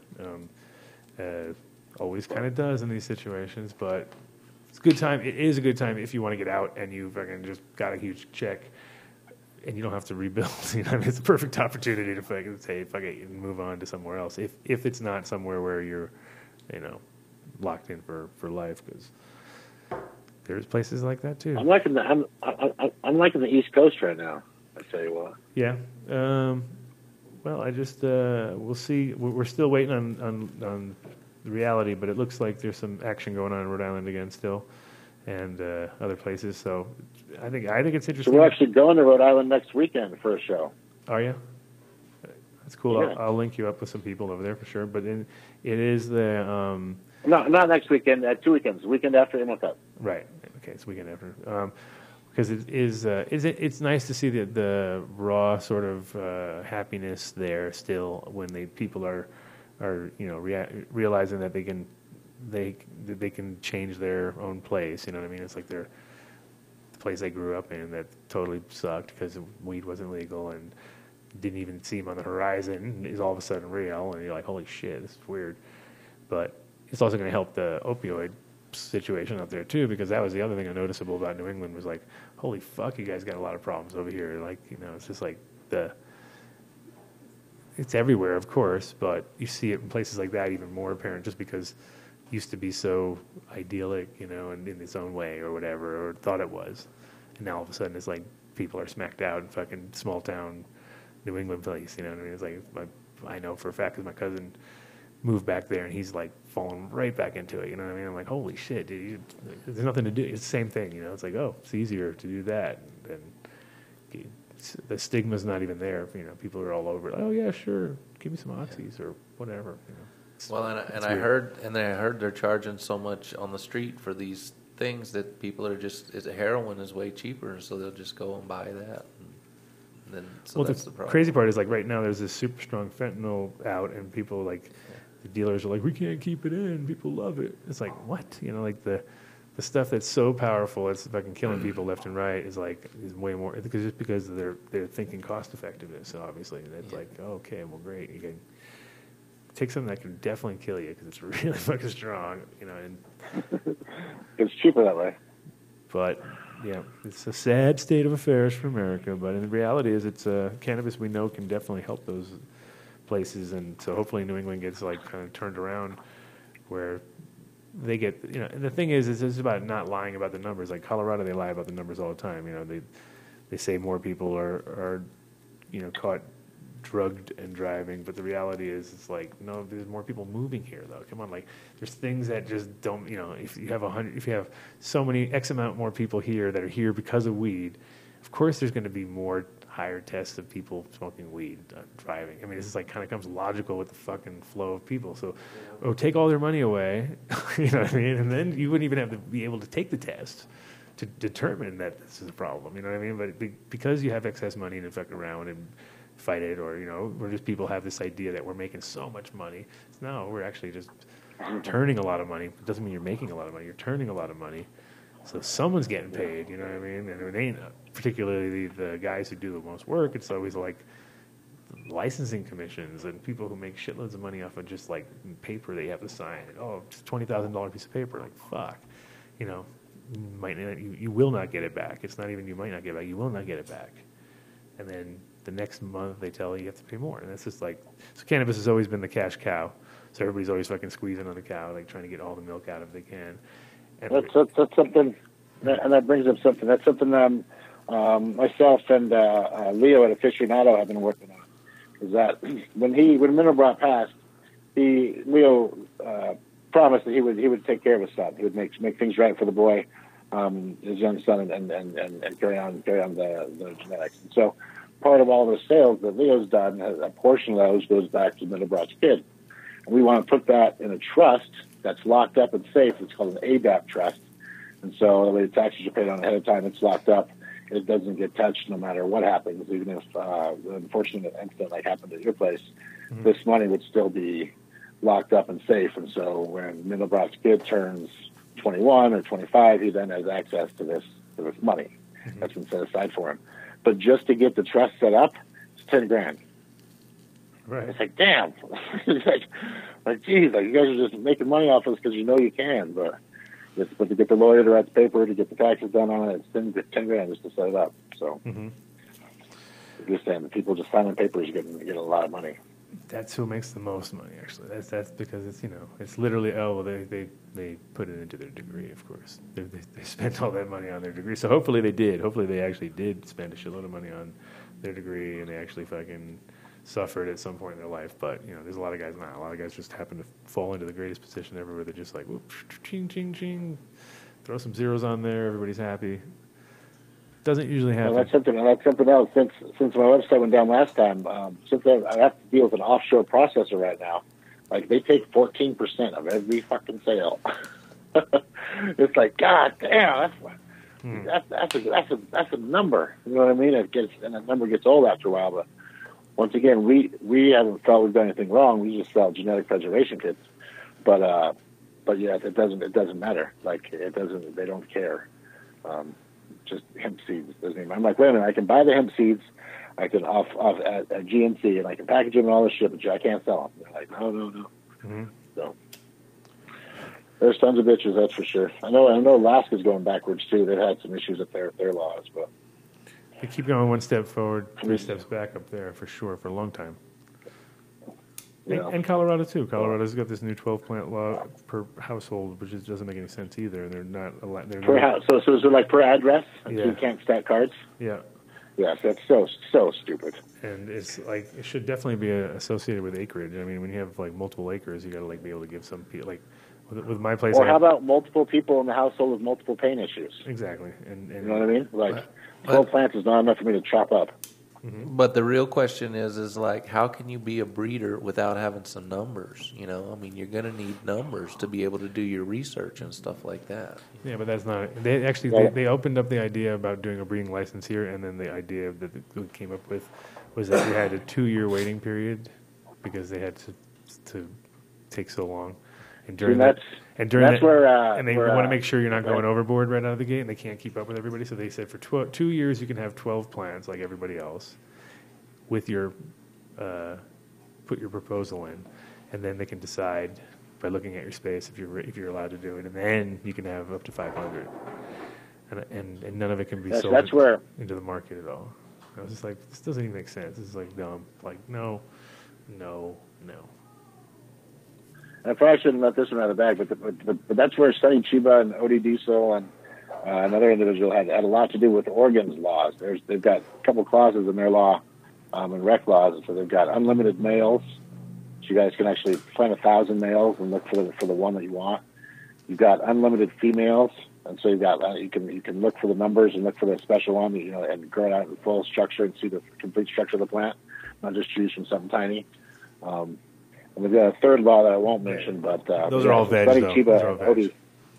That's fine. Correct. In veg, correct. You can have, but still. But only up to 18 inches. You can't go full term. 18 inches, you told me.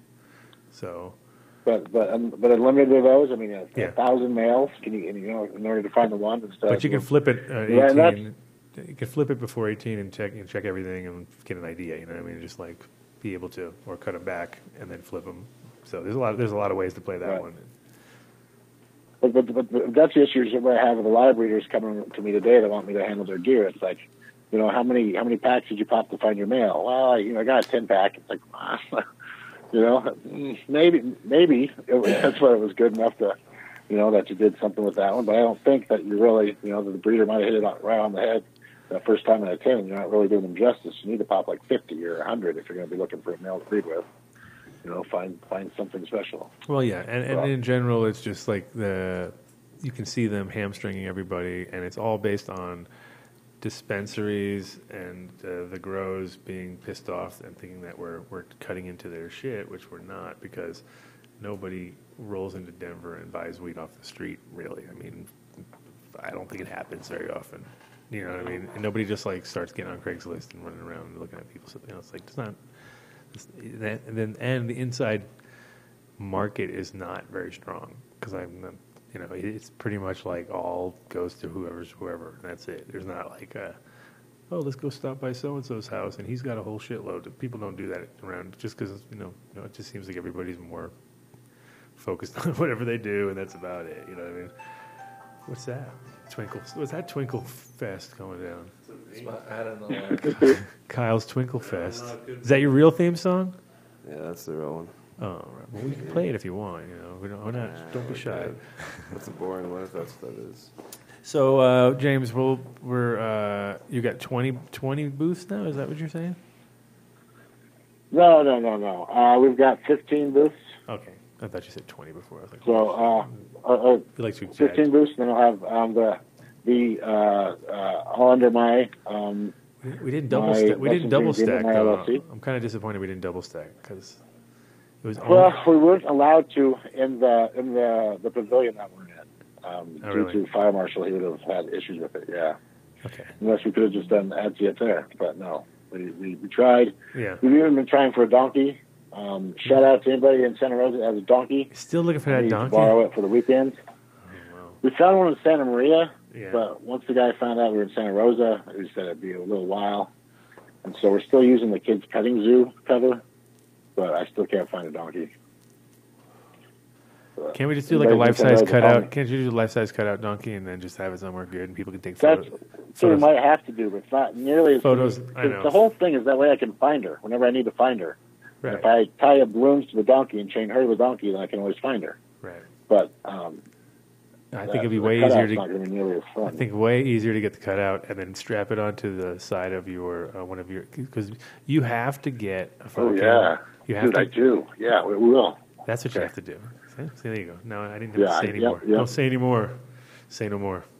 I got it. Got it. Okay. So that's going to be a lot of fun at Emerald Cup. It is going to be a good time. I know we're looking forward to it. It's been a mess. Yeah, we'll have. So Stage Master, we're booth 1 and 2. Crockett's right next to me, 3 and 4. And I'm going to have Duke Diamond and Skunk VA. They're Duke's new line, and his skunk line that he's been releasing. He released the genetics of the local H strain that he has. It's unreal. Had a cuttlefish cat in it. I stole that bud from you. I stole that from you that one time, and you got all mad. So. Yeah, so it makes people pissed. Good. Yeah, like, exactly. Man, It'll piss people off. If you I take was. It. Well, I thought it was the best thing he had at the point too. So I was like, oh, this will do. I was like, this will do. Right. I'll just take the best. So Duke's got his stuff, and everybody's really looking forward to that. He's got a great release, and since he's done an Emerald Cup, all those packs will be available at teachernow.com. Of course, right next to him, we're going to, I believe we'll have Canorado with all of his gear. We'll have Top Dog representing. We'll have Archive, Ethos. Brothers Grimm will be at the end cap. Got pretty much all of Dark Horse will be there as well. And of course, Mosca, Homegrown Natural Wonders, Sunny Chiba, Archive. We've got it's Aficionado. I'm going to forget somebody. They're going to hate me and yell at me, but I apologize right now. I know at my booth we're going to have Mad Farmer there. He'll be signing T-shirts and nice. giving personal suggestions on packs. Sweet. So come by the booth, meet Mr. and Mrs. Mad Farmer, the holders of the Purple Urkel and the Lavender. His stuff's been going really, really good. He's such a nice guy too. So shout out to him. Who else we have? We'll have Gray Skull at the booth. Gray Skull from Hawaii. Enjoy 808.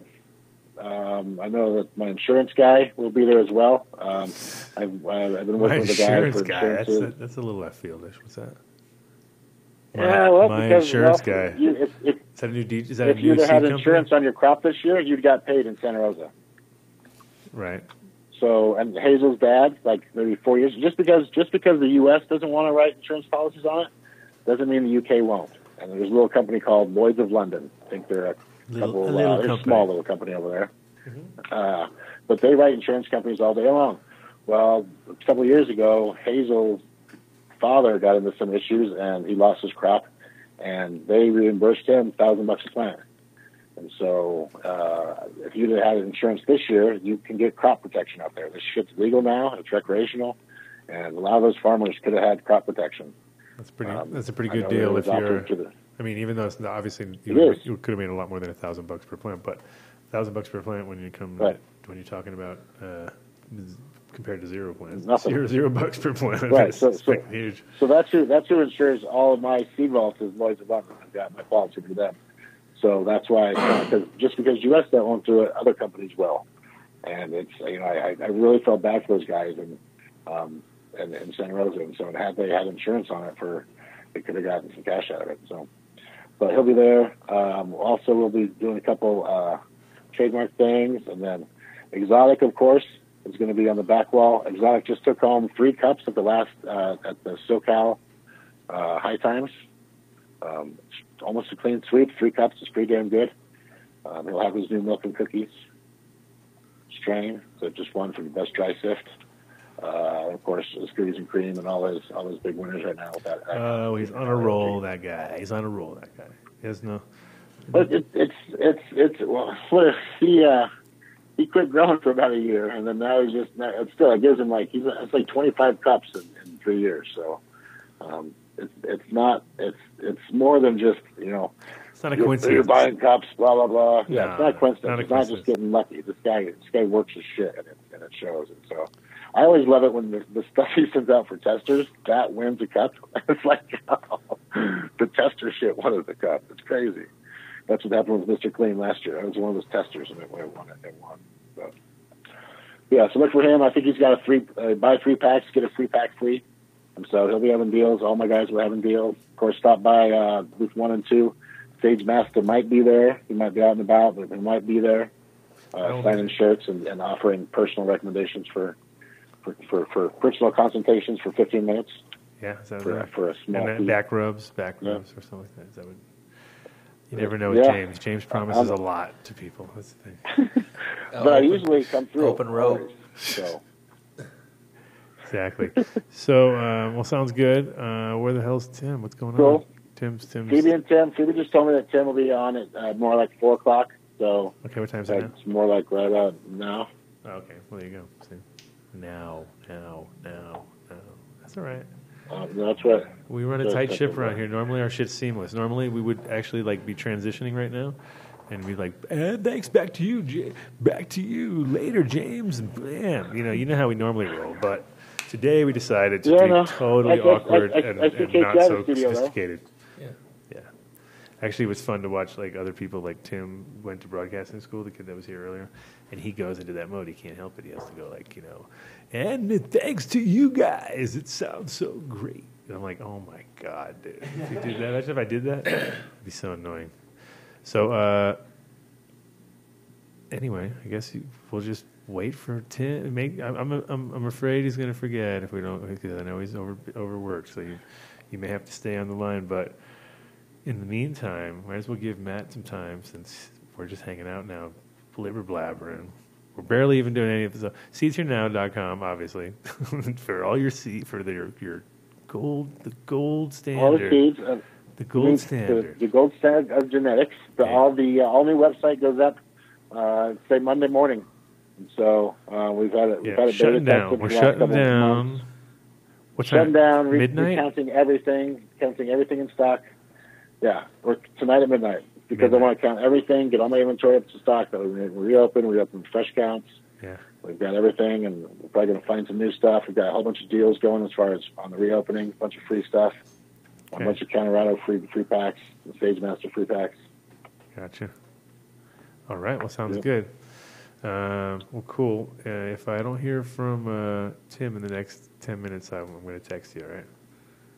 So you get on his ass. Yeah, I was gonna stay on the phone and just listen. Oh, that's cool. You can stay on the phone. I wasn't sure if you're driving along, trying to turn the channel. I know if you drive with this guy, I know sometimes you drive with James. He would he'd be doing the interview like this, talking, trying to eat Funyuns, turn the channel on the thing, and smoking, and trying to turn around and pick something out of a bag, but I wouldn't know what it was, and he wouldn't tell me. He'd just keep grabbing at it, I'd be like, "What do you need it? No, I'm gonna grab it." I'd be like, "Oh my god, this guy's," and not really paying attention much at the same time. So anyway, that's why I never know how dangerous it is talking to you. It could be like that, but it sounds pretty mellow. It's interesting that nothing's ever happened. No, nothing has. It's amazing. It's amazing. See? One time we got pulled over in Massachusetts, and that was it. Yeah, and I found out I had a warrant from 21 years ago. So it was And I helped you get this squished. from driving with Anne Marie over there in a rent-a-car. So that old ago, that long ago, years ago. So we were talking about our favorite cups, and we were talking about the fact that we used to go nuts and build out stupid things. But you're also there during all the craziness as far as like trying to maintain a space and trying to like keep genetics alive and trying to like move and like, oh my God, the sacrifices that we had to deal with on a daily, right? I mean, it was like people thought it was all hunky dory and really easy over there, and and most of the time it was Adam, giving up his space or part of his space, where he lived to keep the genetics going. I mean, he had an apartment over there that down in the basement he had converted it into 2 twin grow rooms, and we were trying to we did quite a bit of stuff out of those 2 rooms. And what I thought about the other day was, do you remember the electrician guy that you were doing the experiment with to try to figure out how you could use one ballast to run 2 lights in 2 different rooms, so that when the one went off, the other one came on. It was like a twin flower idea. That's the other thing about Adam is he's he's an idea guy. He gets a lot of great ideas, and he came Somebody up. stole that idea and they call that the flip switch. Yeah. Oh, for sure. No, but that was the same guy that was doing the where they were temperature controlled, so it would be like multiples of. So then in the end, it wasn't about 12 and 12. It was about having 2 lights that would be either on both at the same time, or one would be on depending on if it was temperature driven. You know what I mean? So, but it was kind of like overkill, because nowadays they have lights that can set up to you can set everything up and do all those little parameters. Yeah, my second purchase after I bought my grow was a flip switch. So I could run the tent and then the one outside of there. Yeah. With the double light. Yeah. And over there, the funny part was in Holland, like if you went, you could get that stuff, but you couldn't get it like in America, where you could go and buy a box that you could plug into 2 things. The guy would literally like just hand you the parts and go do it. You know what I mean? And you'd be like, well, don't you have it like kind of made like a little bit maybe for me? They'd be like, nope. You know what I mean? And you'd be like, great. So I got all these fucking like electronics and things, and I got to figure out what size wire, and it was a nightmare. It was like they definitely didn't make it easy on a lot of that basic shit like that, like flip switches and all that were not. You had to do it yourself. It was like weird. It was weird. So, but and also there was a point to where because we had an office where we had based the hemp thing out of, and we didn't associate anything to do with the seeds with that, and that the guy who owned the building was really straight laced. And so we kind of had to watch ourselves over there, because we were already, kind of had a weird association because it was hemp, so he was anyway. Then at a certain point, we ran out of places, and we actually had to we had a back room in there, and we went back there and we built like either 2 or 3 right there side by side rooms, and lit them up and ventilated them, and that's where we like sustained the genetics for a period of time, was back in the. I mean, at one point we had to basically he had a partner over there who had a little apartment on this obscure street in East Amsterdam, and he had a shed in the back, or it was like an add-on room, and we had to build a full room there too to do some things back there. So it was.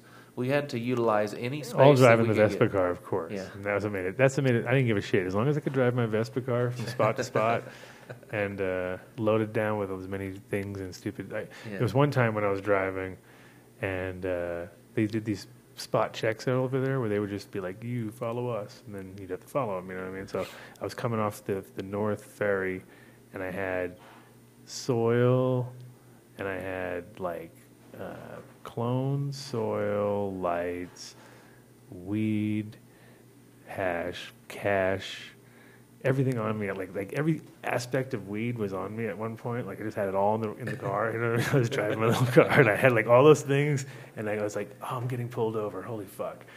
So I couldn't really think of which one was the most important, you know what I mean? I was like, well, if I open the back, the guy's going to be like, oh, you have weed, you know, da-da-da-da. And of course it smells like weed because I just smoked some joints, and I'm always smoking joints while I'm driving things. So I roll the window down, and I have to follow him for like about a quarter mile. And then we turn into this thing, and and he just like goes, you go here, and then he drives away and goes back to bust somebody else, right? That's how the Dutch love to do it. And then you go in these little lines, and then these guys, I look around, and they're like crawling under the cars, and they're like looking at things, and I'm like, oh my God, they go under your hood, and they do this, and they do that. And it's all normal cars in my little Vespa car, which is always weird and stupid. So I'm leaning up against my car, and the back is really hard to open up anyway because it was that broken. It had a broken at one time. Had a broken handle, so you couldn't really open it unless you have to like turn it and fucking twist it. So I kind of was just gonna go on that, like, it's broken. You know, don't worry about it. Don't worry about it. So leaning up against the car, and the cop comes up to me, and he's like, kind of a cool cop, and he's like, talks to me in Dutch, you know.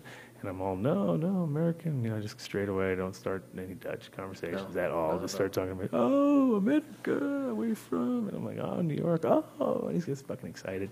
So I just fucking Jedi mind tricked him. He didn't look into the car at all. Just said, you're from New York, what are you doing? And I was like, I have a place over here, I'm just moving materials back and forth, I make clothing. And he's like, oh, okay. So yeah, I'm gonna go pick some stuff up and then bring it back over to the shop. And try to, and I don't have anything with me, kind of thing. And then he doesn't ask me anything else. Gets sidetracked on the fucking radio. Goes back over to another guy and goes, yeah, just go ahead and drive out of here. And I was like fucking shitting a brick because I was like, oh my God, that guy was like typical. Like the Dutch were very funny because they would like they're sometimes take things super seriously, and it's a lot of times not the most serious thing, but they hate guns, and so that's why I think something happened like that. I found a gun in a car or something, so they're like, whoa, big wheel, whoa, yeah, whoo, and then they get really scared. That freaks them out. And then so, but I've seen some video lately, and they look like they're getting all into like just throwing people down like left and right. I'm like, oh no, it's like it'd be like that. Like you see that because you're like, what's that picture? And then you look and you see the I Love Amsterdam thing. Like you come out of the station, it's right there. Yeah. They're just like, it's the rocking people right there, So it's like, welcome to Amsterdam. Come on out. Used to be junkies, now it's cops throwing you down. That's harsh. And before it was like ridiculous amount of junkies and no cops. You're like, what is going on here? So the land of extremes. So yeah, so basically, he saw the struggles. We had to move stuff around, but also, we and you have to work with fucking ridiculous people. And that's part of the reason why I left Amsterdam is just because it's like, it is fun because there is a cast of characters there and whatever, but when you actually live there and you deal with the people who move there and you realize that there's way too many people trying to do the same thing. And, once you've been there for long enough, I was just like, oh my God, I really got to get the fuck out of here. But Matt was there during literally the best time periods for Amsterdam as far as I'm concerned is, when I was there. But according to a lot of people, especially the weed people, because before the 90s, it was kind of stale. Yeah. It had stalled out and stalled out, and kind of, the varieties of weed were less. There was a couple good guys like Eddie and stuff like that who actually did stuff. But even at Eddie's shop, he had the same Hindu Kush that was good, and then maybe a couple other decent hazes, and then the rest were all wank. You know what I mean? Like there wasn't that much good selection going on. It was like okay, there was beautiful plants, but they were kind of getting tired. So then. In the 90s, influences by people like THC, but influences by like a lot of these younger breeders, and the fact that it was like you came there expecting more. You started to get this new generation. People were like, "Isn't there better than this?" This is like kind of like not the most interesting stuff. And all of a sudden, the weed got a little bit better, more competitive. The cup started, becoming real things. Things started to generate a little bit more, but it was like. Also, which I didn't realize until I recently. I was like, oh, but we were feeding also California's development as far as like giving them a chance to grow these things out and fucking like, whoa, shit. We like the thing that was kind of like mediocre plant in your closet turned into a fucking beautiful tree outside because it had a plant, it had a chance to fucking boom, go off. Yeah. And then when you put it in a 2-gallon pot and stick it under a LED. you're not really giving it the biggest fucking chance to become the most incredible plant in the world. You know what I mean? At that point, you're like, you're getting this much of it. But if you put it outside, and it's like kicks it in the soil and goes down. Raw, you know? So anyway, so people in Cali got the chance, people in Cali, other places that can grow nice weed, got a chance to see these things expressed super nice. And that was the good part, is if you take a plant from a shitty place and bring it to somewhere really nice, should do good, you know what I mean, Yeah. compared to the other way around. So I think Holland did a favor to everybody by being a shitty place for breeders, because But it was wide open. I mean, when seed buyers could come over there, and it was a real open market at that time. They've kind of tightened it up a little bit now, but it was a free for all for a little while, and we got to ride that wave a little bit.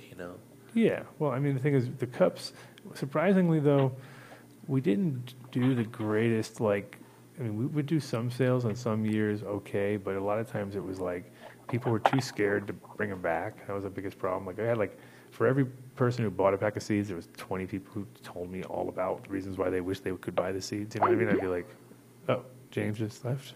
Yep. Later, James. Sorry, man. We've talked about seed sales. I thought now you get offended. It's like, I'm out of here, bro. I didn't know other people sold seeds too. I thought I sold seeds. I didn't know you sold your own seeds. Great. Anyway, seeds here now. Usually we do a full chorus, but we won't get into that. So yeah, we were always not as, I was like, a lot of times we'd win a cup, and then the next day everybody would be like tired. They got a flight. They're too scared to take it home. And then, you wouldn't get nearly the rush. You might get it. Now it's getting, it may have changed just because the hype builds, but it hasn't been a couple of years, of course. But pretty much, yeah, it was always after it was more of an after effect, because then people would wait until the fucking stupid magazine comes out, because it takes 5 months. Yes. So by the time it comes out in April, you did it in November, it comes out in April, which is good in the sense that it gives you a chance to build it up properly and do whatever. But it wasn't by the time it got to there, people then they'd be interested, and then you're like, oh, I don't even do that anymore. That one's it didn't work out, whatever. Because it was there was so many times when people just fizzled on it because of the fact that time frame.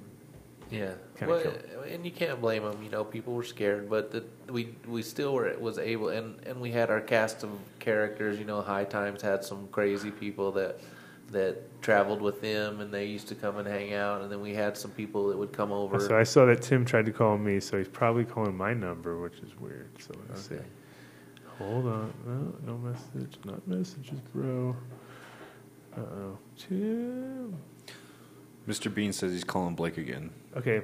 Well, give him the right number, and I'll give him the same thing. So I do it all the time, though, where I put my number in, and then it's I wonder why they don't call me. And then it's purely me. Plus my thing.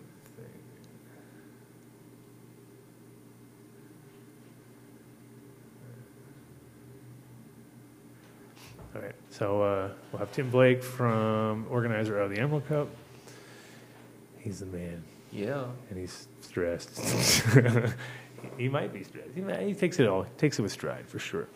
But he's been organizing things what is this, the 9th, 7th, 8th? What is this, 12th? No, 13th? 13th? Somewhere up there. 12th, I think. We'll go with that. 12. 12, 13, something. It's getting there.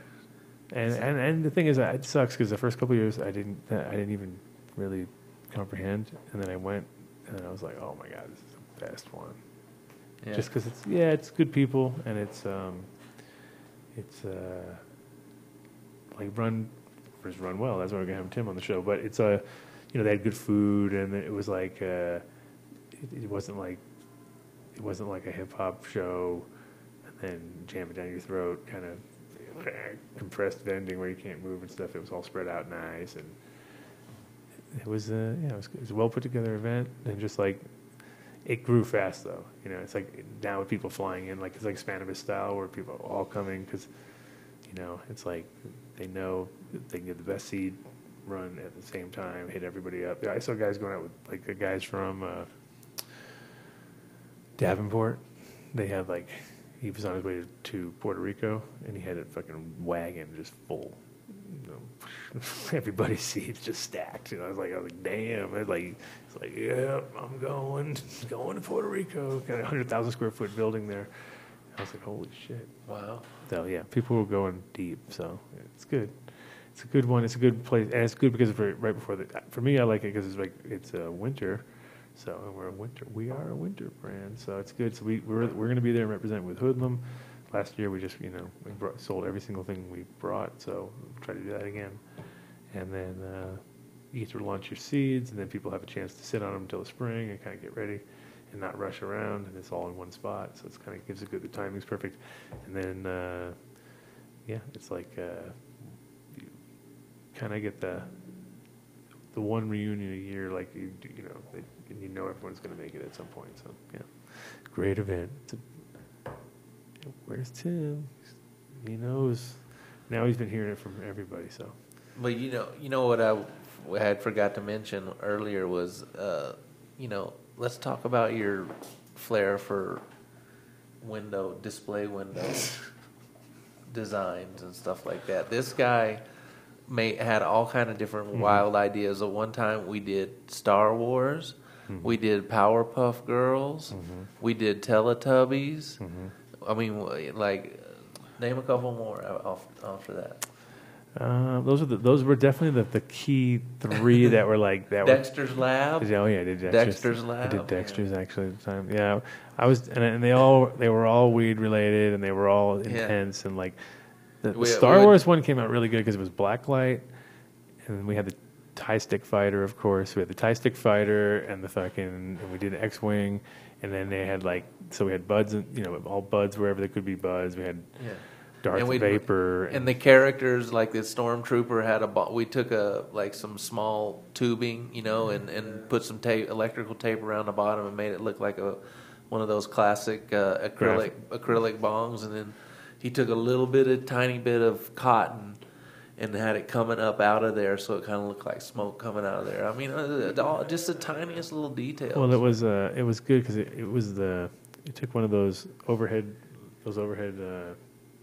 magnifier things, and took the lens out, and then you put that in the Death Star that was in the window. So when you're looking into it, you look in the thing, and now it's magnified, and you can see the smoke and all that shit. And it was like, inside was the heavy duty shit. Yeah, you had to get real. And so I knew all the homeless people and all the fucking junkies and stuff would be all looking through the window, and they're like, what's that? Oh shit, there's something going on. It was like it was mostly made for junkies. It was pretty much junkie window because we had like the little nook at that side, and the nook was nasty. It was like there was like because they should have had a gate on it or something at one point, but at night, but they wouldn't. So every morning you'd come and you have to like push people away and fucking get past the key. Like you get the key over them, you open up the gate and fucking they're all waking up and pissing themselves. And, yes, because we had a doorway on one side. We had a doorway there, but it was still like people didn't think about it. They just go in and camp out at night or whatever, and so you wake up in the morning and. Yeah, it was like you could duck in, so you couldn't be seen if somebody was looking down the street. So, when they did that whole improvement, and we could see it from our window. So all of us was them ducking into our window. You know what I mean? So it's like you'd see the guys all shady in our window. It's like great. Yeah. So it's like here's a window for you. Now, we did a lot of windows. We did a whole bunch. We did remember the 3-headed fucking dude with the fucking hoodlum deal. Yeah. Yeah. Anything with mannequins, then Matt was in on it. He'd be like, "I'll get the mannequins." He was definitely into carrying mannequins. We were fortunate. The bottoms. He was a bottom guy. Yeah. I'll take care of it. Don't you worry. There was a lot of that going on. Here we go. Here we go. And we have it live, Mr. Tim Blake. How's it going? Good, Adam. How you do? I'm hanging in there, just like everybody. We're all hanging in there and getting ready for this event of yours. Of course, that is taking all of our time, man. It's good. It's good to see it all bubble into a head. Yes, for sure. I'm sure you're busy as hell, huh? Oh, yeah, every year we think we've got it down, and by this time we realize we're hanging on for dear life. Right. Well, as long as how's the weather looking? Because I mean, when we talked to them a while ago, it was like they were saying 13 degrees in the almanac. What's the reality now? It's not going to be 13. Well, then it bounced to where it was going to rain. Oh shit! And we had a little terror act on that one. And now it looks like we're not going to have any rain. It's just going to be maybe cloudy with 60s and 40s at night. Be perfect from set up all the way through Tuesday. So we're looking like we're going to get very blessed on that one and have a really pleasant moment. So that feels good. Good, we got a miracle there. Yeah, 100%. And everything like technical seems to be like, I'm sure there's some hiccups here and there, but you got like pretty much all the bands and stuff, all that all signed, they're all in, and everybody's looking like they're going to make it and stuff, right? Yeah, we got that all done. It turned out really well for the contest. You know, last year we had 1,200 entries. Uh-huh. We got just about 1,000 this year, about 975. Which is a couple hundred less, but given the fact that we had to raise the price to really cover the cost of the contest for once and raise it to 400 and move the deadline up 10 days and less drop-off locations, we're excited that we got that many entries, 500 flower and 70 depots, and we really just a plethora of beautiful material. I can't believe the quality of the branding and what people have stepped up into on the edibles and the tinctures and everything across the board. Just the product makers have really moved up to a whole new level. The flowers are better than ever. And, you know, after the last couple of years of us really having to educate people on the challenges with, you know, not using pesticides and really stepping up their farming practices, and then the product makers and the concentrate makers, this year we have very few failures, very few, just a couple, and I'm really happy about that. And the packaging and branding is amazing, and it's just great. Yeah, because last year there was definitely a lot of things that were. It wasn't that they were even like crazy or anything. It was a matter of maybe mold issues, I guess, huh? Mostly. Well, no, we're not. They're not. The state standards out here in California are really going to not deal with a lot of that. But our thing was really more that we had so many entries the last week that we couldn't get them all tested. So we actually had to. Our judges agreed that they would try a few. We ended up giving a couple of awards out to stuff that failed. And we had to go back and switch that around, and it didn't make us look great. It was a last-minute thing. We decided to pull it off. And so this year we had to get everything tested, which we did before anybody judged it or tested it. That's a big challenge when you have 1,000 entries, getting into the labs and getting it back and getting it all tested. But we did do it. And so we're really proud that we pulled all that back together, and we did it the way we're supposed to, and got it done. And the judges are busy just going at it, and we'll have it all done by Thursday. We got amazing prizes coming in, and we have an incredible display being put together. And it's just, we're spending over $1 million more than last year on the show. Are you going? And I say that just because it's just and that's incredible. Stuff, and then in the House of Flowers, I guess it is. Is that where they have like they show off everything that's happening? Or is that still the same? Is it a different building this time, right? No, what's going to happen? No, we took over the Sarah Lee building where we had the second stage last year. We've turned that into a complete, incredible display case area. We're going to have a second stage in there with DJs. We're going to have all the displays in there. We're going to have maps and all their art in there. That's just going to be like a really cool, beautiful place to hang out and be in and get photo ops and stuff. So we've just made that into a whole custom display area. And then we've just taken it out of the hall and just given it its own space. So we really have stepped up custom glass cases. The whole thing is just being dialed in with lighting and whatnot, so people can really get some good photo ops. And, every little detail, because we finally have grown to the point where we can't really get much larger. We are getting a little bit larger. We'll have about 30,000 rather than 25 for the weekend. But really, it's about we have enough time to really go back and get all the details done. We're bringing the 49ers, the football team, the 49ers security in so we can run people through really quick. And, James Hathaway has been doing Dave Matthews for 30 years. You can have tires set up? You can have tires all set up, and they're going to be yelling at you when you come in? Get in there, throw the tires. No, we're opening the gates. We're opening the gates early at 10. We're going to let them all in early. We're letting the extension of the vendors. We're going to go till like 12:30. So everybody's got space. What happened last year was we closed it all down and pushed everybody in to see Damien. And it was a run, even though it was only a few hundred. It was too many people trying to get in there. This year we're going to keep the second stage running with the music, and we're going to bring in the vendors and sponsors and keep them open till 12:30. So and we're going to bring music in there too. So they'll just be like a party scene happening all over the place. And so everybody will be cool. Gotcha. And they're letting us bring in another 1,000 people into the building, which last year what happened was the managers weren't there for the fairgrounds, so they had their basically on-site people running that, and we were looking at it, getting an argument. It's like, look, there's only 300 people that need to get in to see Damien. If you just let them in, you have plenty of room. Yeah. But they couldn't make that call without a manager, no managers. And so this year they're upping the attendance to another 1,000, and we're going to run the stages longer and the vendor sponsors. So Gotcha. no problem, lots for people to do. Go late. Right. Sounds like a plan. So then I guess you'll have about a week of sleep, and then you're going to go straight into the next one, right? That's going to be one of those like, oh my God, we have to do more now. So you plan on? Well, actually, I think I'm going to run. I think I'm going to run up to Aspen High, which Jim Louie does, our partner. He does a kind of a music convergence of cannabis and music in the industry up in Aspen, and I think I'm going to go up there and hang with him. Nikki and I are going to leave straight from the show on Monday and go up there, and they got a 3-day conference up there we're going to be participating in. So I'll just kind of deliriously go right from this after the after hours party, barely sleep, and then we'll go right into that. We'll be in your neck of the woods.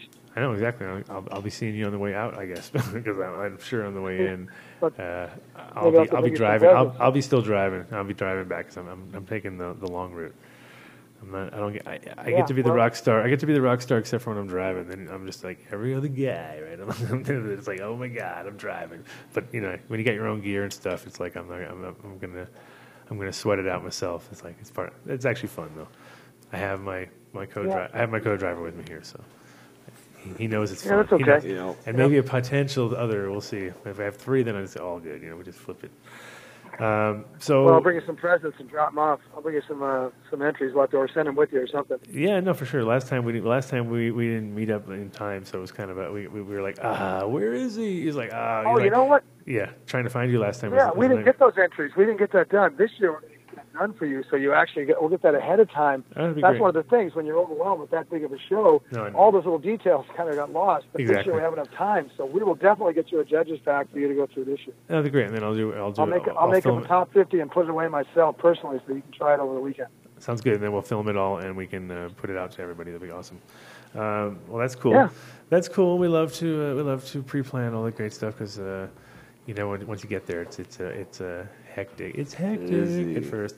So, but it'll be fun. It's great to see the event grow too. It's like it's literally the premier event now, which is awesome because kind of needed that. Otherwise, it's like we had this whole beast with no head. You know what I mean? In a sense, as far as the industry goes, like there was like all these shitty, you know, events that were getting shittier and shittier and shittier as far as like the love. You know what I mean? And then on top of that, there was more of them, you know what I mean? So it's getting harder and harder for people to like hit the right one, you know? They'd go like, and people would be like, was it a good event? The first thing you'd ask your friend as a vendor was, you know, was it a good event? And it would be occasionally a good one, but there'd be a lot of bad ones, you know what I mean? At least be like 3 bad for every 1 good, you know what I mean? So you were seeing it was growing too expensive, you know, too big for the industry itself. And then, I mean, NorCal has such a history that it's like it's great. It's refreshing to go there as a grower from another state because you see people doing things way bigger and, you know, way more like ag related because the environment is so perfect. You know what I mean?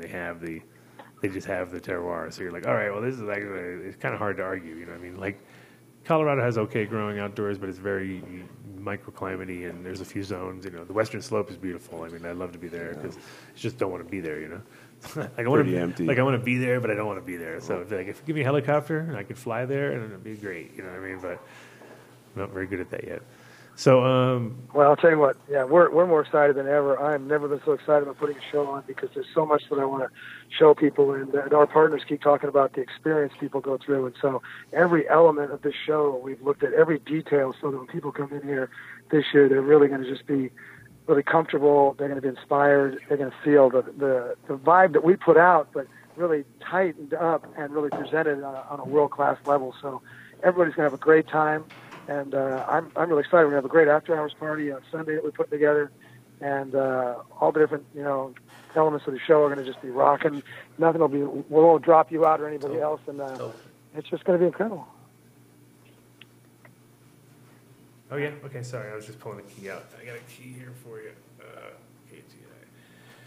Here you go. Sorry. Yeah, so it sounds like you got the days all pretty well stacked, which is like, so we decided on a personal level, we decided to delay our little adsy thing because of the fact that we could not find a suitable location that was outside of it, because we wanted to do it off-site in the end, because we realized during the event it was just impossible to get people to be like herding cats at a cat fest. You know what I mean? It's like, it's way harder. It's hard enough to herd cats.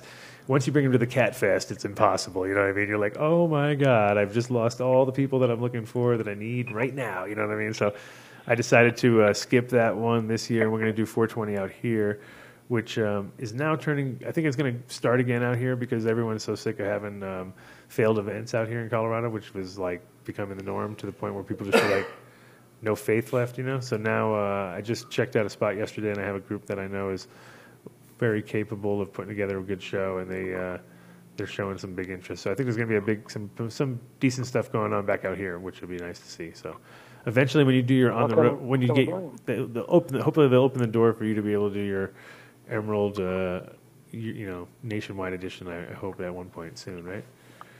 You got to. Oh no, we're going to do that. There's no doubt about it. We're getting permits to go to other parts of the state.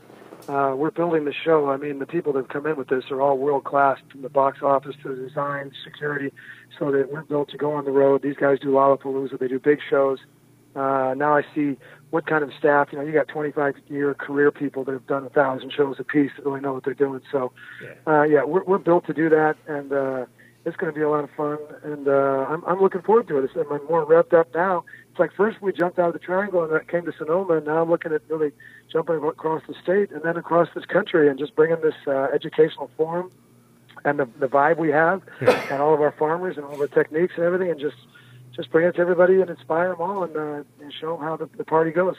Yeah, of course, and that's the thing. Once you've done it, like you said, you bring in professionals at the level where they're local and they know what they're doing, and then you sort of get them. And luckily in NorCal, they're used to it enough. I mean, they can kind of deal with it. But you take that to some new state that's just kind of got on, and then you actually are blowing their minds. You got to find. It's hard to find that dedicated staff. You know what I mean? That understands weed people enough to be able to hang almost. Because it is funny when you bring in like the total normal staff. You know what I mean? They're like, oh my God, what is going on? Especially with dabs, because they see everyone with torches and things, and they're all freaking out. They think it's meth or something. So there is always that the danger of going into someplace too early almost.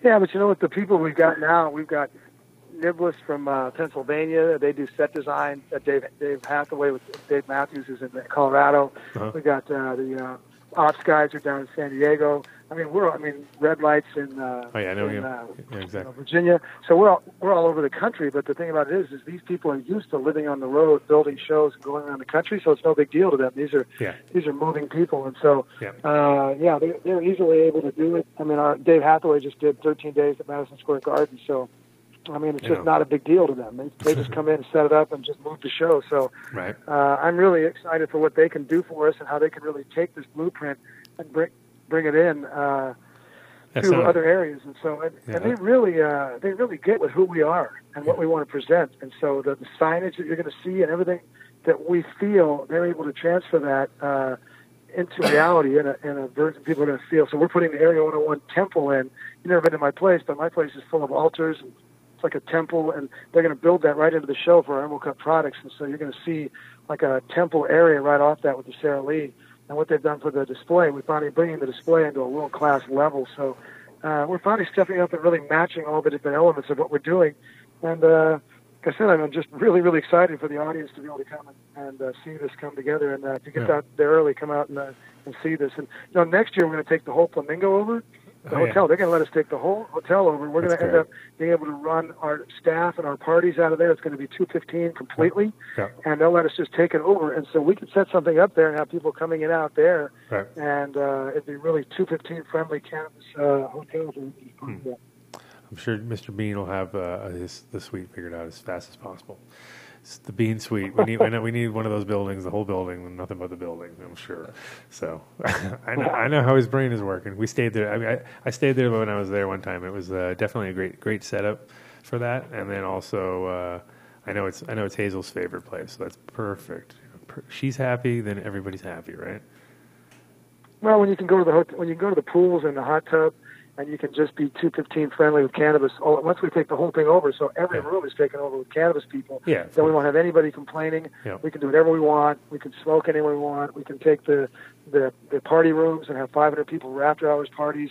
We can set up live shows there for radio or whatnot, and we can just see that's where people go. And so it'll be a place for you and everybody to come in and do shows at, and a great media place for everybody just to hang. Yeah. So they've already committed to next year, so we're taking over the whole place next year. So you're invited in, and we'll set you up. Sounds great. Like I said, I'll be a return guest. I'll be in the system already. They'll be like, oh, we know you. I had such a funny story last time when I was there because I was actually at the other place, the last place that I'd stayed because I was there the year earlier. And for some reason, I just was like, it was tired. It was remote control, you know. It kind of, I don't know, I forget the name of it. It was like it was a little schwankier. And I was there. And I was standing there, and I was like, I went up to the guy, and I said, yeah, I have a reservation. And I happen to have a reservation for the exact same day 2 years ago, you know. So it came up on the computer, so he saw my name. Oh, yeah, Mr. Dunn, I see you. You know, he's like typing it all in and everything. And then at some point, he's like, it's very strange. You seem to not have a reservation. I was like, oh, come on. Of course, I was on mushrooms at this point, right? So I'm tripping, and I'm standing in front of the guy, and I'm like, this is kind of weird because I swear to God, and I show it to him, and he sees it, but doesn't really see. All he sees is the name and the date, and he doesn't look. Nobody looks at the actual year. and then it took us like 20 minutes, and I had Hazel on the line. And she was like yelling at him, like, he's right in front of you. And the guy at the other hotel was like, I have no idea who you're talking about. Like she was like, because she was calling the Flamingo, and I was standing in a totally different hotel. It was a good laugh.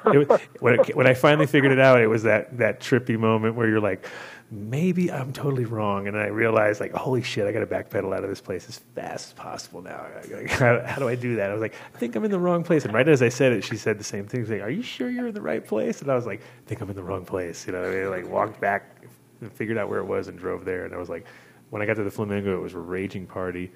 And it was like a salsa party or something like that. And people were puking in the hallways. And it was like, okay, this is a totally different vibe. This is a totally different vibe. It was like a total, it was a weird. So if you had the right people there without puking in the halls and they're actually smoking weed, I'd be like, oh my God, I'm in heaven, you know, because it was a great space.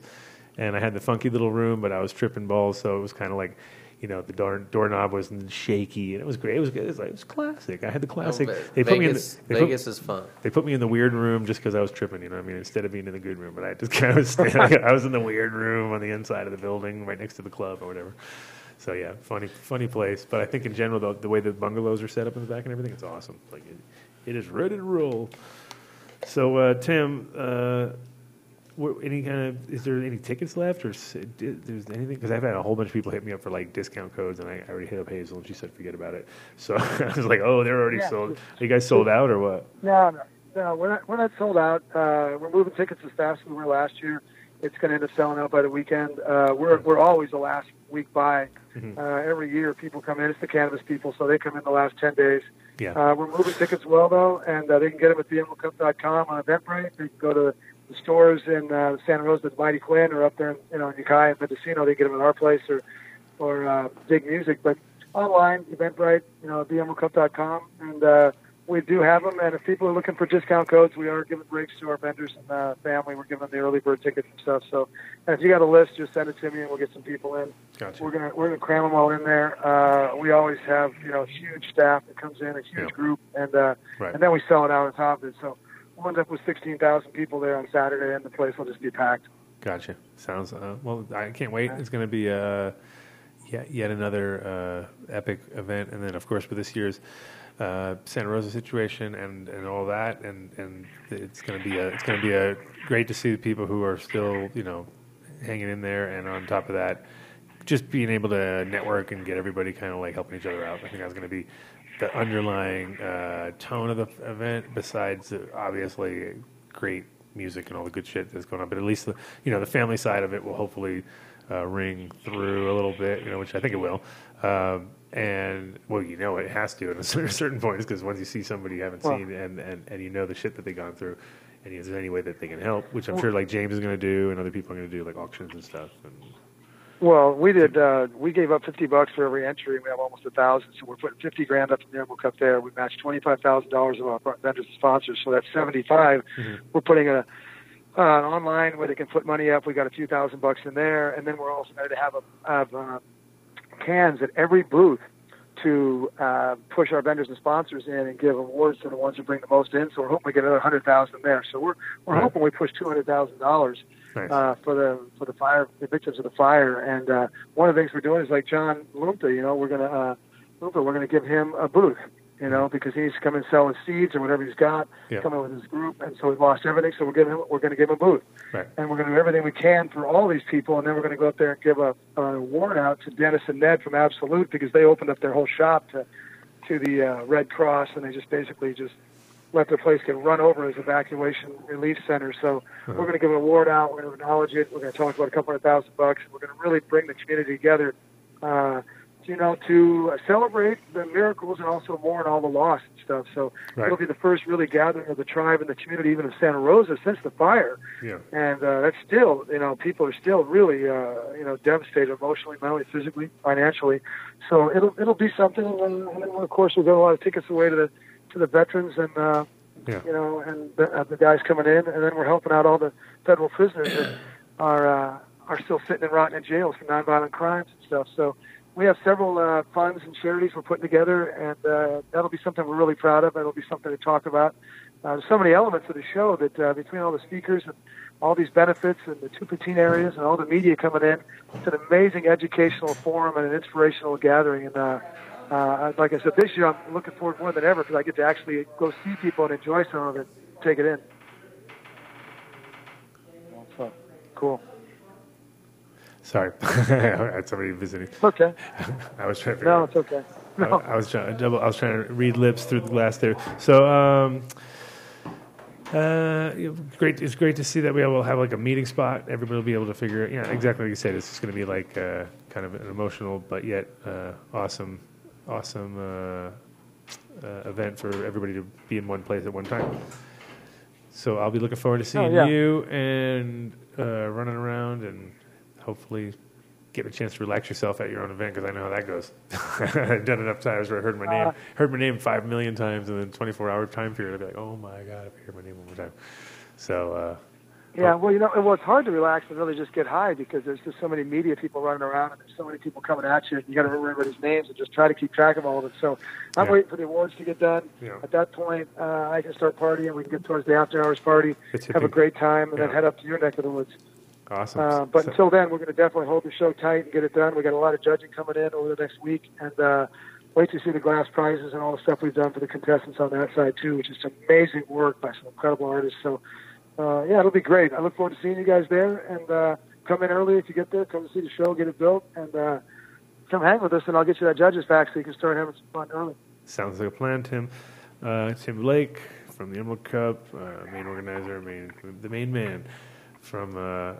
Thank you. The best event right now that I know of cannabis related in any way, shape, or form, and it's only getting better. So that's, it's great to see. It's like and again, like location, right? So you guys got it's where the place where you're at is as we all know the epicenter of where it all really happened and happens as far as cannabis is related, in my opinion. Thank you, Tim. Yeah, you're welcome. Look forward to seeing you, Adam. Same here. Thank you. Take Peace. care. Okay, take care. Nice work.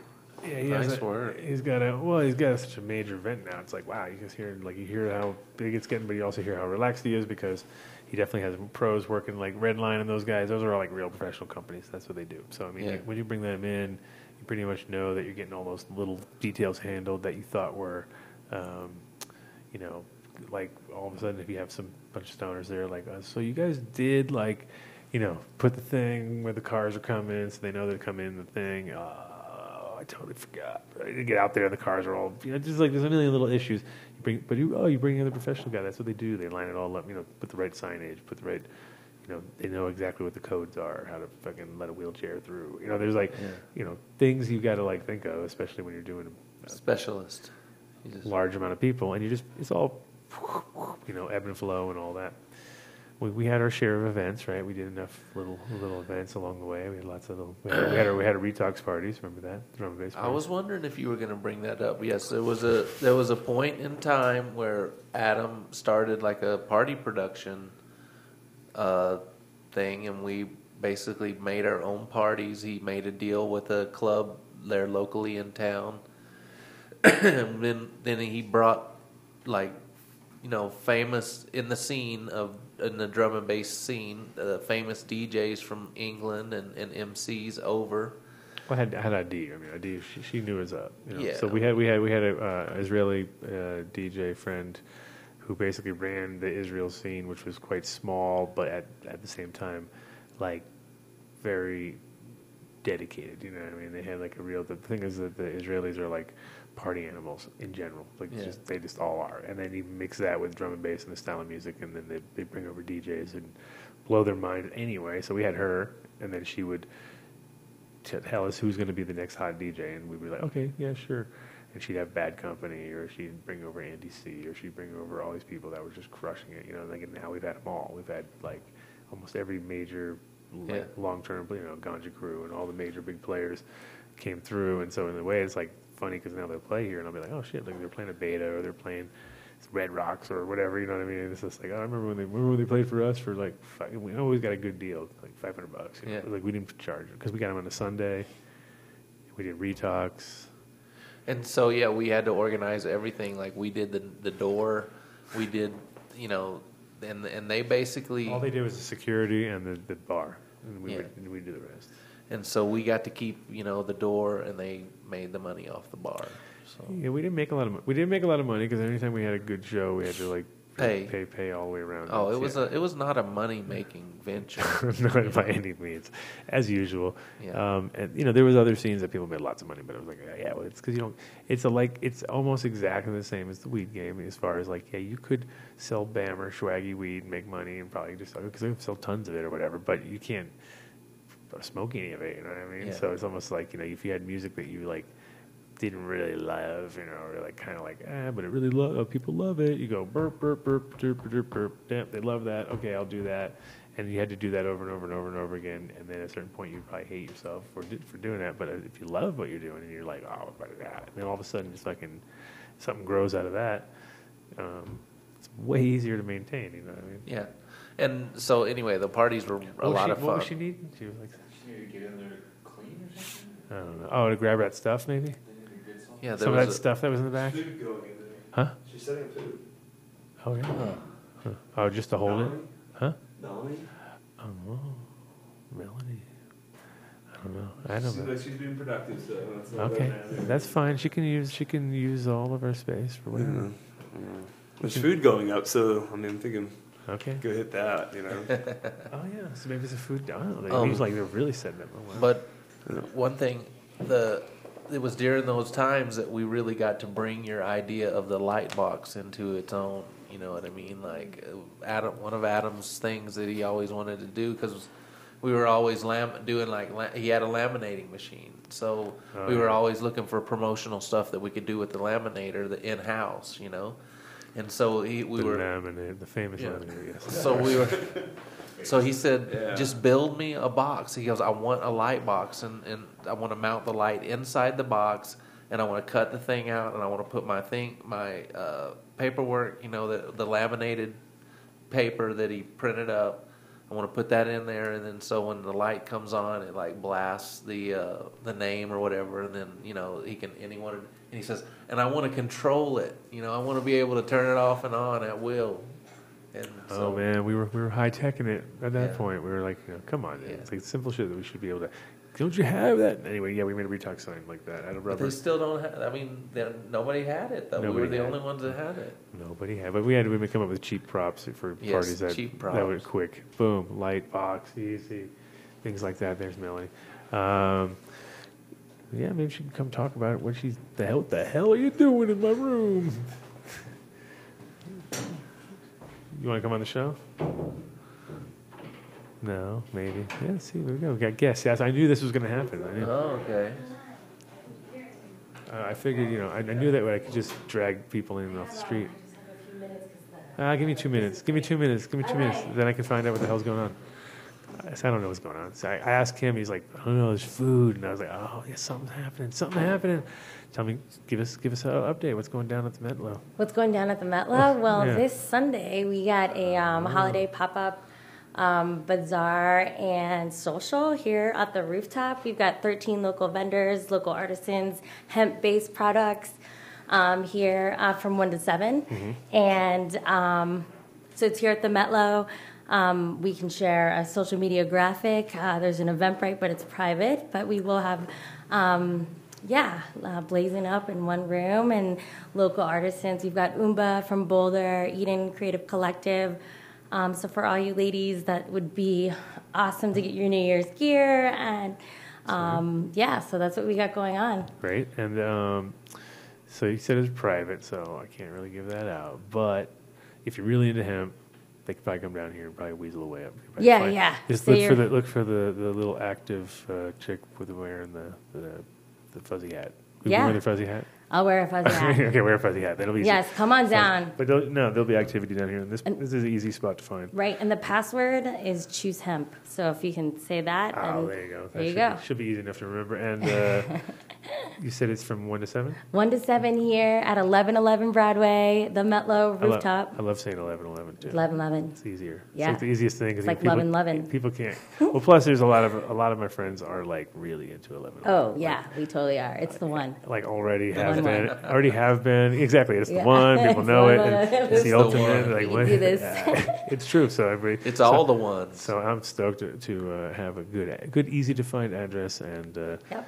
Cool. So, we'll have to talk to. We'll try to figure out where to store and how we're going to do what, and you tell me what you need, and we'll make it happen. Perf. All right, sounds All good. right, thanks guys. And I told you were going to come on. I already said you. Yes, Melanie Rose Rogers. Yeah, exactly. Reporting live here at the you'll Adam be Dunn Show. You'll be on more often than not. It's basically anybody who walks by my window is going to get dragged in. It's gonna be like, Totally. Get in here now. We need some Thanks people. for the plug. Yes, course, it's of course. Pop-Up Holiday Bazaar and Social at 1111 Broadway from 1 to 7 this Sunday. Metlo. She's We need a Metlo button. We need a Metlo.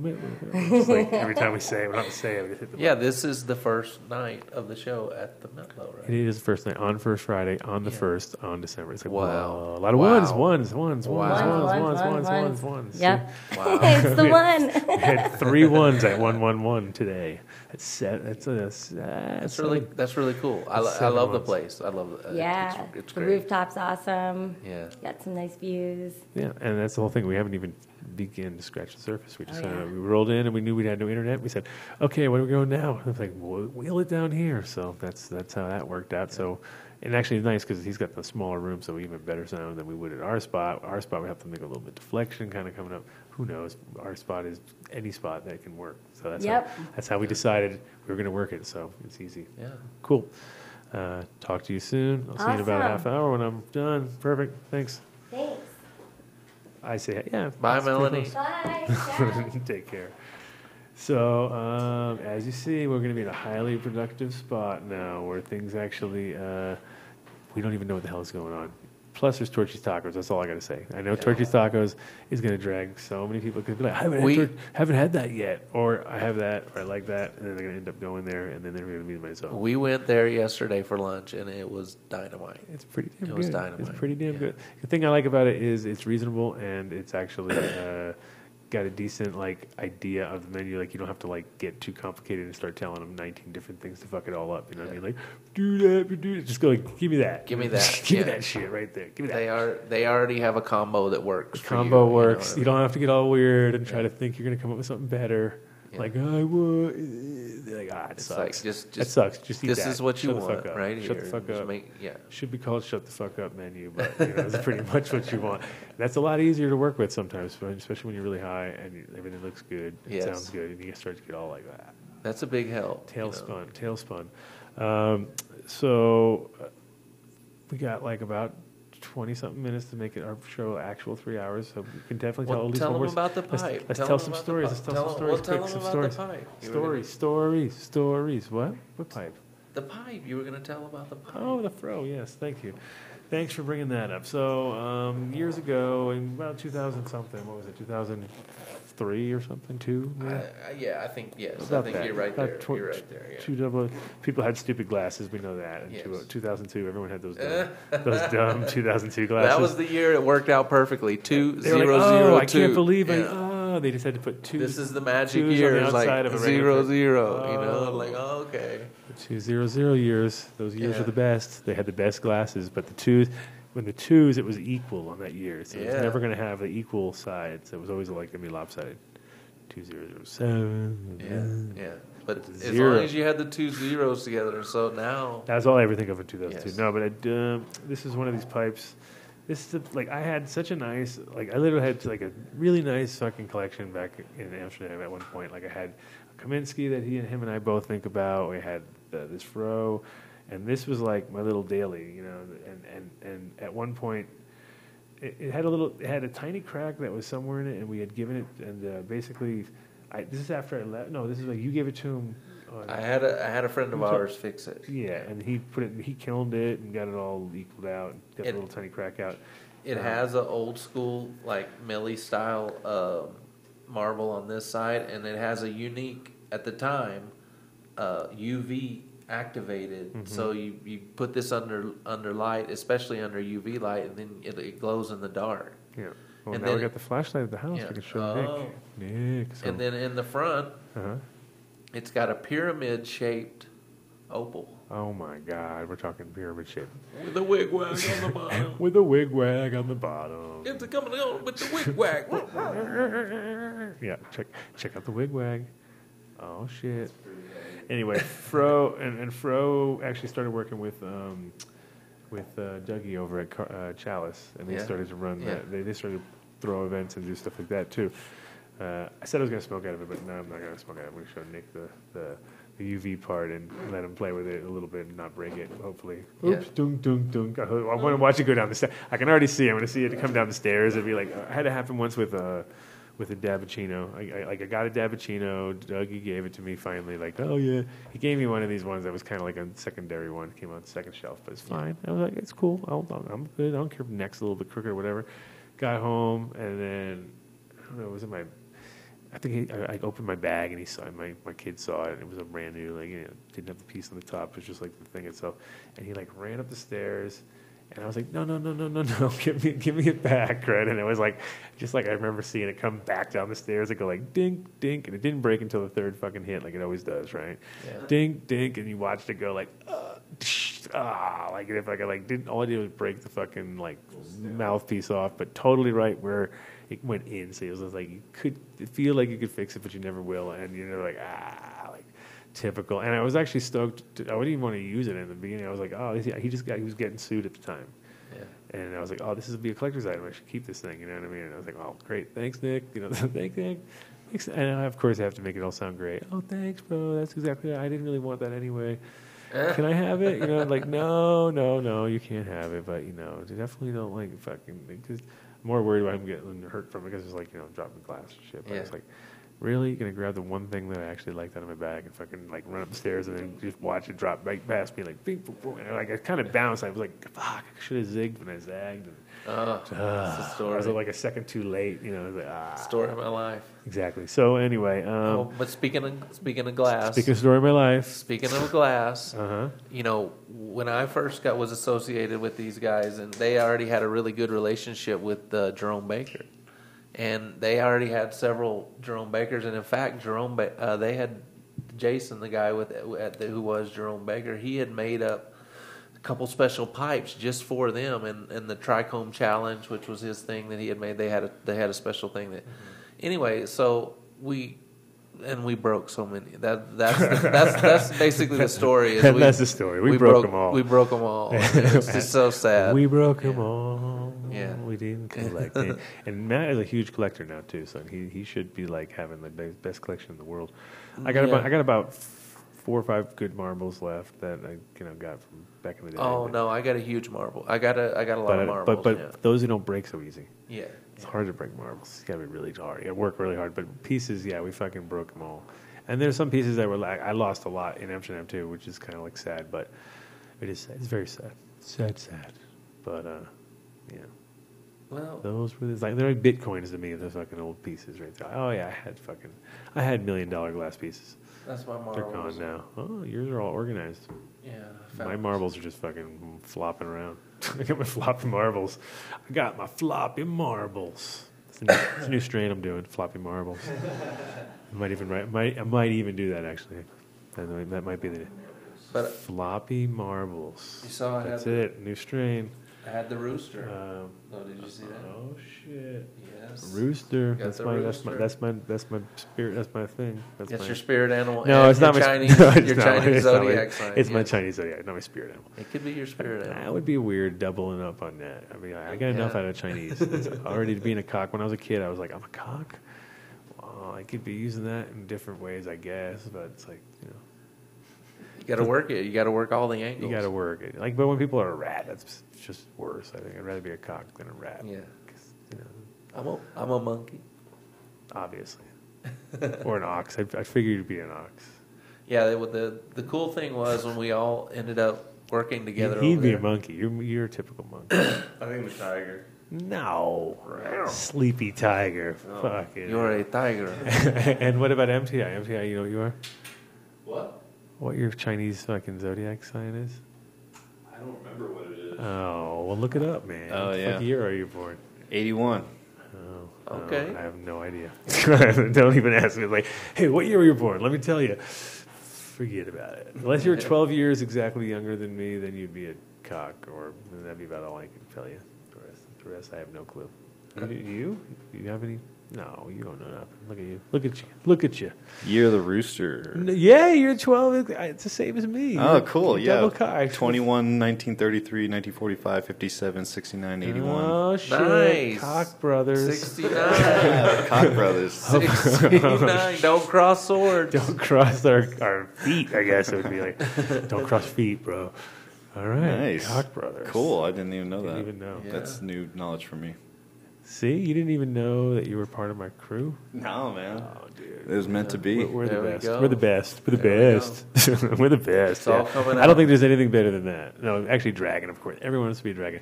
Nick is a fucking dragon, and he's a Chinese water. He's a black water dragon. Is his fucking like that's his year and his thing. They go back. So you have to look up what year you are, and then you'll find out what metal you're made out of. Like I am not made out of what you are. Metal, or what. Other thing you may be fire. You might be a fire fucking. Your earth sign, right? Is that yeah. what it is? Yeah, that's what. Yeah, it's that. Okay. Something like that. Yeah. I don't know. I don't know anything about Whatever. It's something like that. What are you know what you are now? No, you didn't figure it out. What? You're just super. No, I was super reading high. Super high. Chat Gang, Sunny Chiba, Floppy Marbles, and the Koch brothers. It might be time to tune out. That's my new combo. Yeah, exactly. Fluffy marbles. Thanks, thanks, Sonny. Yeah, it is getting kind of tiring. Obviously, once we get tired, when it gets to that direction, we know it's time.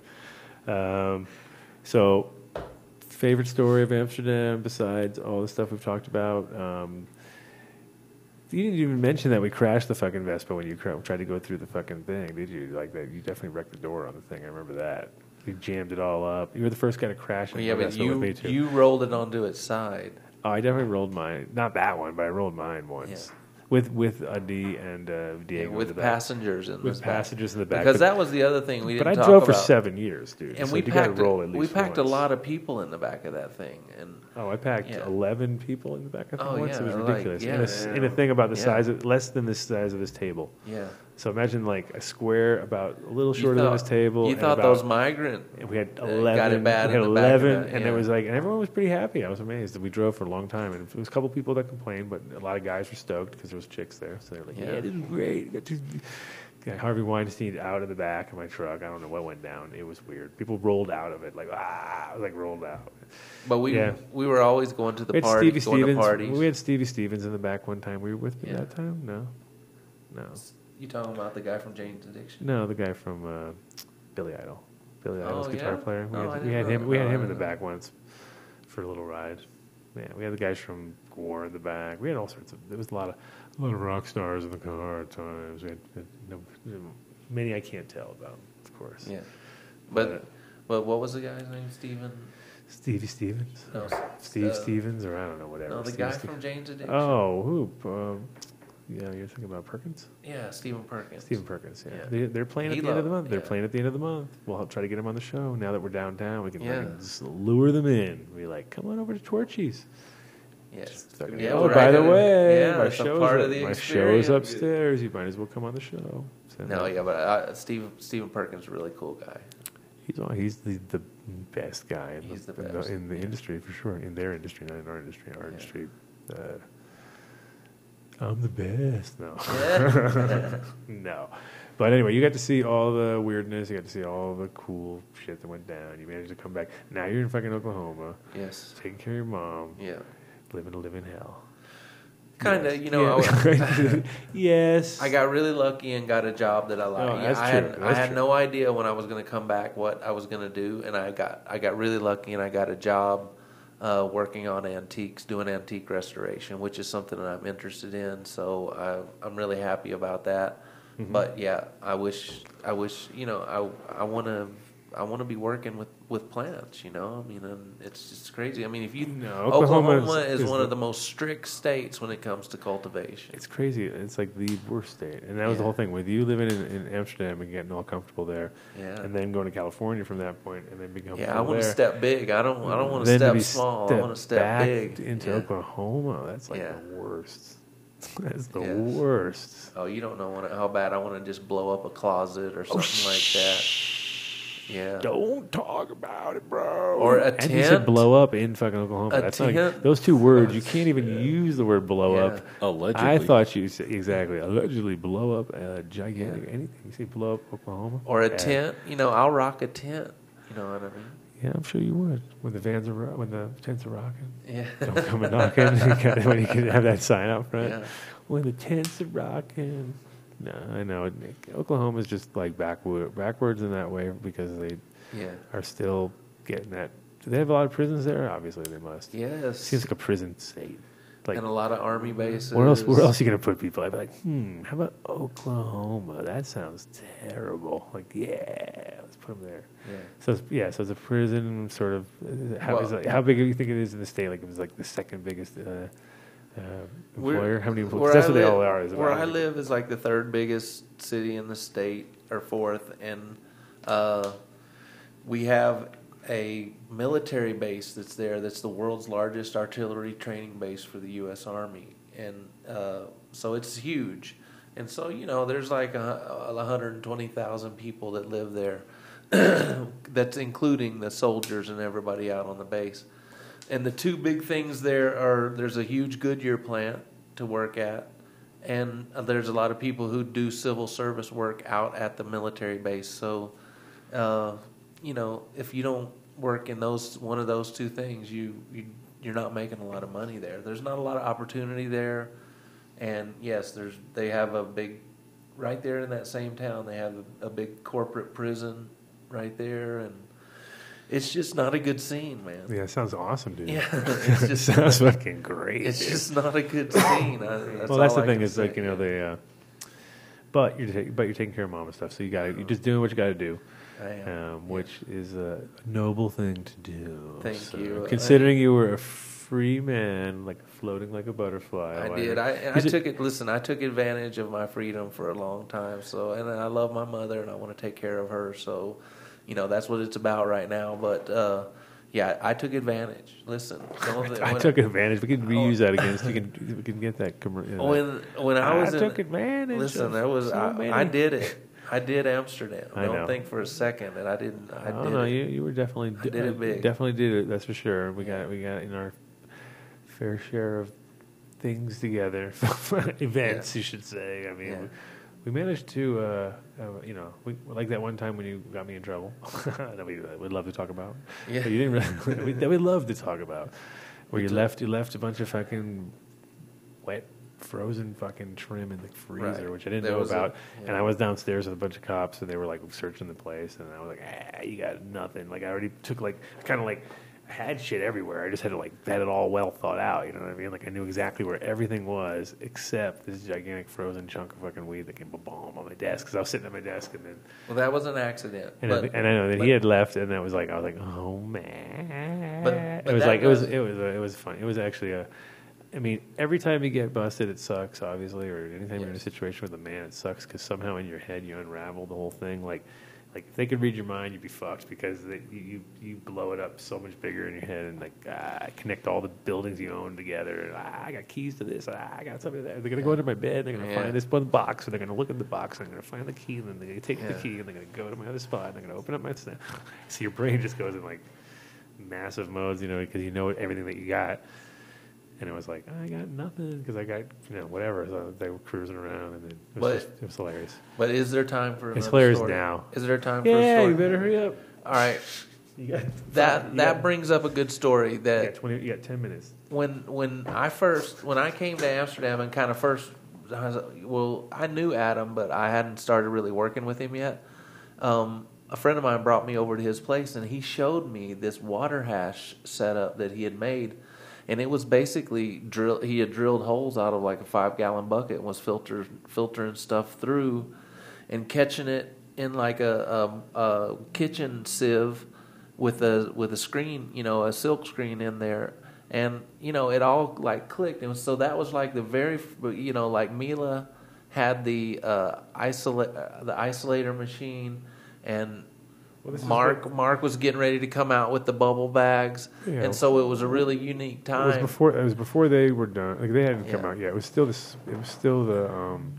other one, whatever it was, the stupid XL, the XL Reinhardt's machine, the XL 420. Okay, I was going to get to that part. That's when we did that, and then they came out with that crap. Right. No, but this was before that. This was you did something about the house. In your bathtub. I know. I was going to say the top of my thing about that. Basically, I took that thing and I just. Right. What I did was I hacked by cutting off the bottom of a bucket, put another bucket into another bucket, and then I fucking made that screen filled, like cut the rim of the thing off and turned that into a screen. So I only had one screen, which was fine. Oh, but you had a catch screen. Yeah, then we had that, and then after the material fell through there, then we had a little catch screen. Right. Yeah. Well, the Swissolator only had one screen. The Swissolator came down to a bottle like this. Yeah, had a valve, and then you collect all the shit at the bottom. In a bottle. And it was kind of nasty, though, because it would all go to one, and it was sitting in water the whole time. So Having said that, what? When we won a cup, somebody was growing some of our strains or something like that, or we got a hold of some material, and we ran it in the Swissolator, and we entered it in some cup. I'm not going to say it was the High Times cup, but it was a local cup there in Amsterdam. They made microchips that year, or was it? No. It was really red, and it was super red, and it came out in that bottle. And I made it, and I poured it out of the bottle. I made a technique where I was able to get the stuff out of the bottom of the bottle without getting a lot of plant material in there and stuff like that. And it won, and then so Mila came up to me at the end of the thing. This is the funny part. And she goes, "Now, did you make that with the isolator bags?" And I said, no. I had to break her heart. I said, no, we made it with the Swissolator, and I could just see the blood drain from her face when I said it. She's like, oh no, not the Swissolator. But yeah, it wasn't really the Swissolator, but everything was a later at that point. Everything was trying to be the later. Later. We worked with the Swissolator for quite a long time, and it was okay. Like I said, we made some good product with it. But it was a single screen, and it was. It's a whole different world now. That's the crazy part. Is like this is when water hash was just evolving over there, and now we've got these clean dabs. You're guaranteed a clean hit every time, and it's like it's incredible. How advanced it's how far it's come. 100%. There was times where like, all right, we cannot go more high tech than this. You know what I mean? In all sense, like way more high tech.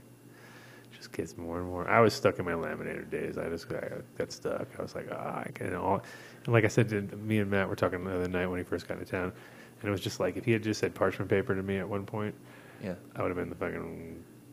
That's all we needed. That was the missing piece. That was the missing piece, and it was just like rosin. And it's funny because he's such a. Kind of like it should have happened in a way because realistically I was wasting so much hash because every time I'd overload it or I'd put too good a hash in it would all melt out the sides, and it was going in between paper so it would soak into the paper, you know what I mean? And I could only get back a little bit of it, and all the good shit, the terps would actually soak into the paper, and all the fucking roughage would stick. So I'd get back whatever I got back was crap compared to what I lost. So all I needed was instead of using, if I just lined the paper with parchment paper. With parchment paper, it would And have then been. put the thing in there. We could have been squeezing out stuff to the side. Forget the pile. The gold is in the little puddle on the outside. We didn't see that. We just didn't see it coming. We were just too busy. I was too busy trying to keep it all within the lines because I didn't want it to squeeze. When it squeezed out, to me, it was a failure, right? So it wasn't like it squeezed out and went all over the place. It just squeezed out a little bit on the edges. But when it did that, it was like, oh, I kind of fucked up a little bit. And every time I did it, I was thinking to myself, like, fuck, I did that. Like, I made 80 of them, and I squeezed out about 6 or 8 of them, but probably lost quarter gram or something. You know what I mean? It's like a little bit of an amount, but if you tried to make thousands of them and you did that, you'd be fucking pissed off. So then I'd be all careful and try to keep it all within the lines. But there were certain times I put super good hash in and the shit would just disappear. It would like go gone. I was like, where the fuck did it go? And it was like just so terpy and so fucking light that it just disappeared. And fucking like, oh, well, that shit was just too good. So I was like, this machine was just eating my hash like all the time. Like I'd be putting in slabs and pieces would be falling out, and it was just like turning into kind of a huge mess. And if I was just on point with parchment paper, Matt could have had all the best shit in the world because he would have been. I'll just take all the parchment paper. I still had all the best. Don't worry. I still had all the best. You did okay. You did okay. But in general, it was magic years. We're lucky you were there. Yeah, I took care of a lot of stuff. That was the thing. I was the one kind of in charge of doing the extractions at first. So, I was smoking all the best, that was coming off at first. And then, it was like... Yeah, it was funny because I tell people all the time, I go, look, I was making bubble hash. I realized it was a lot of work. I was like, here you go, Matt. Go for it. And then Matt got it, like, kind of stuck with the job of being the guy who would do the runs. And then he had other people who were... That's how the whole original bus thing went down, was that he was actually handing off pre-run material to somebody else who was then running it again, because he was learning, and he was putting it in the freezer at the shop, and it was just saving it for him because he liked frozen to give to the other guy to bring to run it cold, and so we were already kind of doing fresh frozen in a sense, but it was all I would have had to have done was remember it. But that would have for water hash. If I would have remembered it, and if I would have just went in there and threw it from the freezer to 2 feet away into the trash can, and had some stuff over the top of it, nothing would have ever been said. They would have not searched the trash.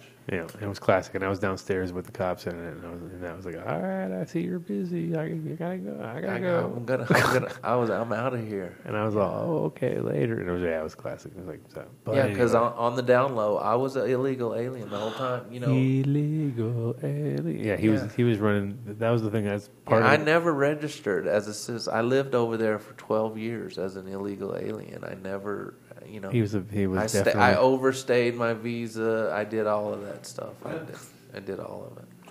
Broke every law possible. I broke every rule. I broke every rule in the book. But that's the thing, is Amsterdam ran on that kind of energy for the longest time. Like we were talking about the other day, I haven't been there in years. So and they kind of tightened up a lot of that shit because of the Eastern Bloc stuff and all that. It's like they're not looking for Americans necessarily. No. They never were, but they are legally. Just not technically. They're not they're more looking for Balkan state stuff and people there. It's not as cool over there anymore as it is. They've tightened up the reins on all of that stuff. Literally, his old shop is a good example. We sold magic mushrooms at one time, right? Well, when we first got them, we had the dry. We had cubensis dry, cyanescens, how do you say it? Cyanesis, we had that dry. We had all of them dry and ready to go, and we were buying that from a supplier. Well, then they come in and said, "Oh, you can't have dry mushrooms anymore. You got to get wet. They've got to be fresh." Yeah. And then so then we had to convert our refrigerator. Luckily, we already had a refrigerator and didn't have to go out and buy, with a glass front, and didn't have to go out and buy something. So we utilized the thing that we had, and we displayed the mushrooms in there, bought them fresh all the time. Then all of a sudden, you can't do that anymore. We're gonna have to just sell the kits, And it's just crazy. That's the kind of a good example of how they just keep tightening it up and tightening it up over there. Yeah. Then they said they could do stones and philosopher's stones, which were the least active of all of them. Weak. But yeah, it was pretty funny. We would literally go through about a pound, or depending on the type of mushrooms, like a quarter pound to a half pound of Sianesis, and then like a couple pounds of fucking the cubensis, and it would just be like nonstop. Like literally, that was the core of our business for a little while, money wise. It was like, holy shit! So this is what we make money on, totally. And it was like kind of funny because you think about how much you would sell, and then you'd be like walking around and barely ever see people super duper high because it was always like, obviously they're somewhere else, but it's like occasionally you see a group of Italians and you'd be like, oh, I remember these guys. They came into my store this morning. Now they're all at a fucking standing by a bus stop, not understanding how it works. You know what I mean? All like just laughing their ass off. And so, it was pretty And we did a fun little employee field trip one time where we all took it was like 6 of it. We all worked together at the shop, and we sold the mushrooms at the shop, and so we took the kind of the cubensis, which was the kind of the lightest ones, even the girls, and we all took a dose of it and went and saw Austin Powers movie, and we just laughed our heads off. It was great. Well, the best part about that is it was all about Dutch. They were making fun of the Dutch supervillains, and Dutch hate that, and we were loving it. We were laughing our ass off. Oh man, I ate a mushroom this long, and I was. It was unbelievable. Unbelievable. Unbelievable. Yeah. Blah, blah, blah. All right. Well, and any other last minute things besides that? Thanks for having me. What's the name of your? What's the name? Well, you can't. No one's allowed to listen to from the shop or anything. No. I can't tell. Can't tell. It's so top secret. You can understand Oklahoma and missile silos, things like that. This guy's like top. So how many levels up are you? Come on. Missile silo. He's the key thing. You have to be like with the president. He's the other half. He's the other half. What you guys really need to know is this guy's he's a really nice person. He's super kind. He took when I went over there to Amsterdam as an illegal alien, he took me in. He gave me a job. He gave me a place to live. He adopted me into the family. I've ate his cooking. I've ate his mom's cooking. I mean, they took care of me. Matt was one of my adopted. I had a lot of adopted kids. They took care of me. Usually they're older than me, a couple of years. I'm 1 year. I'm 1 year older. Yeah. 1 year older. Usually about a year or two older than me. Yeah. And they're my kids. But they're always about like 10. Like they don't usually grow up much past 16. Maybe guy's 17. Like that's like they don't even get to 17. Most of them about 14. 14 to 16 is their range that they love to stay around, cruising speed. He loves to make fun, but he's a sweetheart. He's a sweetheart. Anyway, he's another one of my inner crew. So hopefully you had a good time listening to all the weird stuff. We have about 5 billion more stories. Yes. And they get weirder and weirder sometimes. So if you're in town again, come on through. And if we're in some crazy, we'll see. If we're in some crazy combo, and I'm sure a lot of people who know me already knew Matt, so they're going to get a kick out of listening to Matt tell some stories about being out in Amsterdam. I was in Amsterdam. See, he likes to keep it on the DL, so it's one of those. Yeah, I don't talk about it a lot, so I pulled them out for tonight, just for you guys. Pulled out a few rabbits. Yeah. I want to thank KTI for hanging in and being super productive.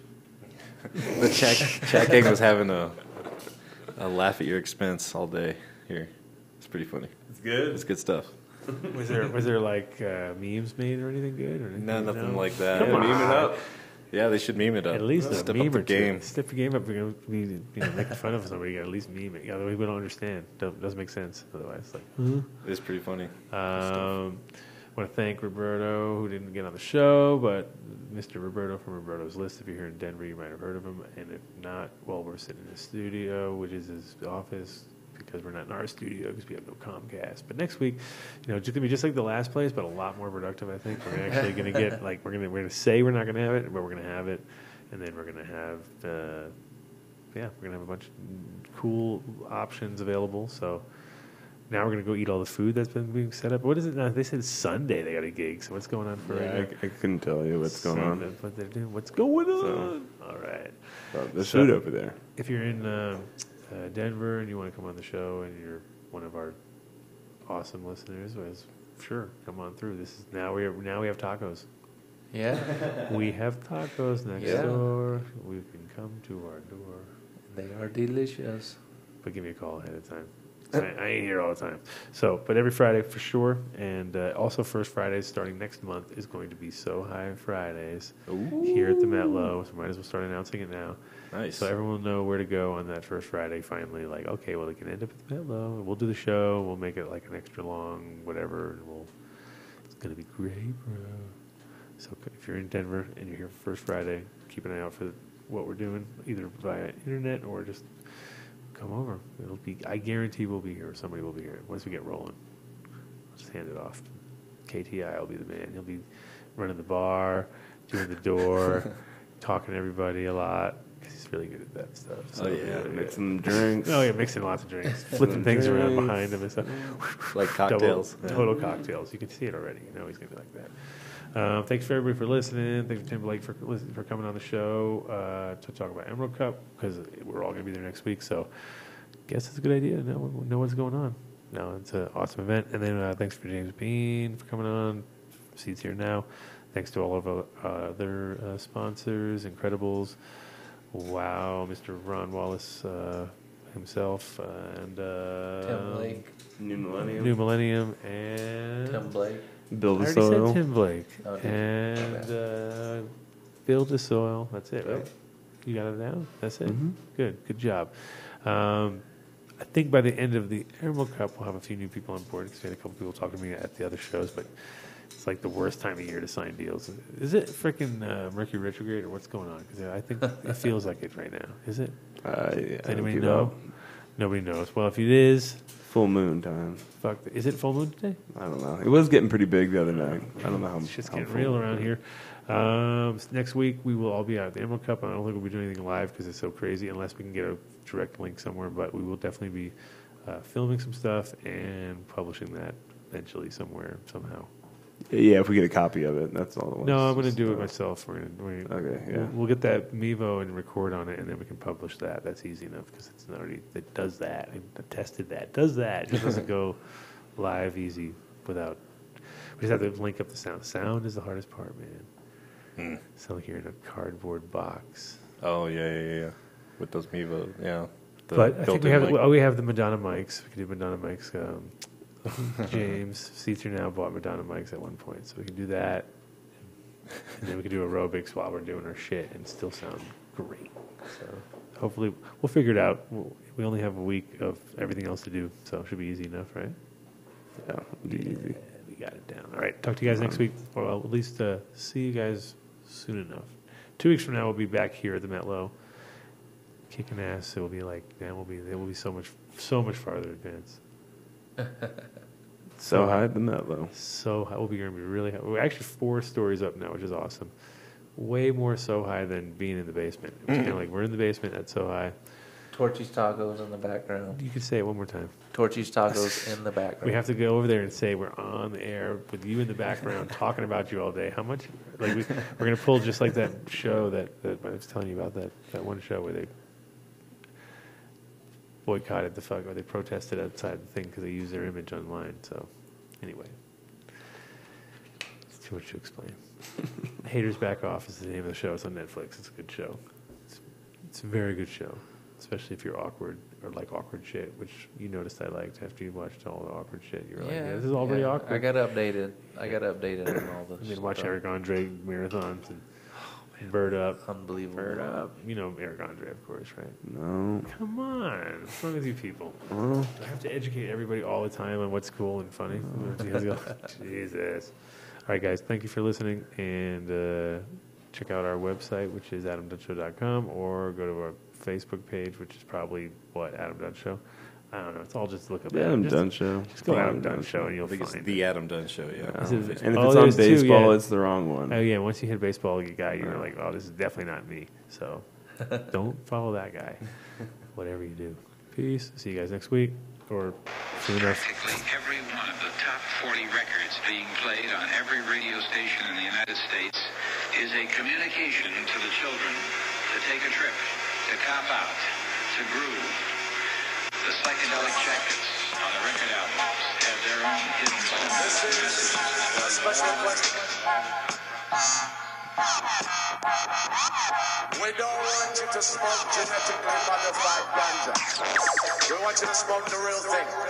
We want you to smoke the natural herb. Some call it marijuana, some call it sensimedia, some call it lamb's bread, and some people call it ganja.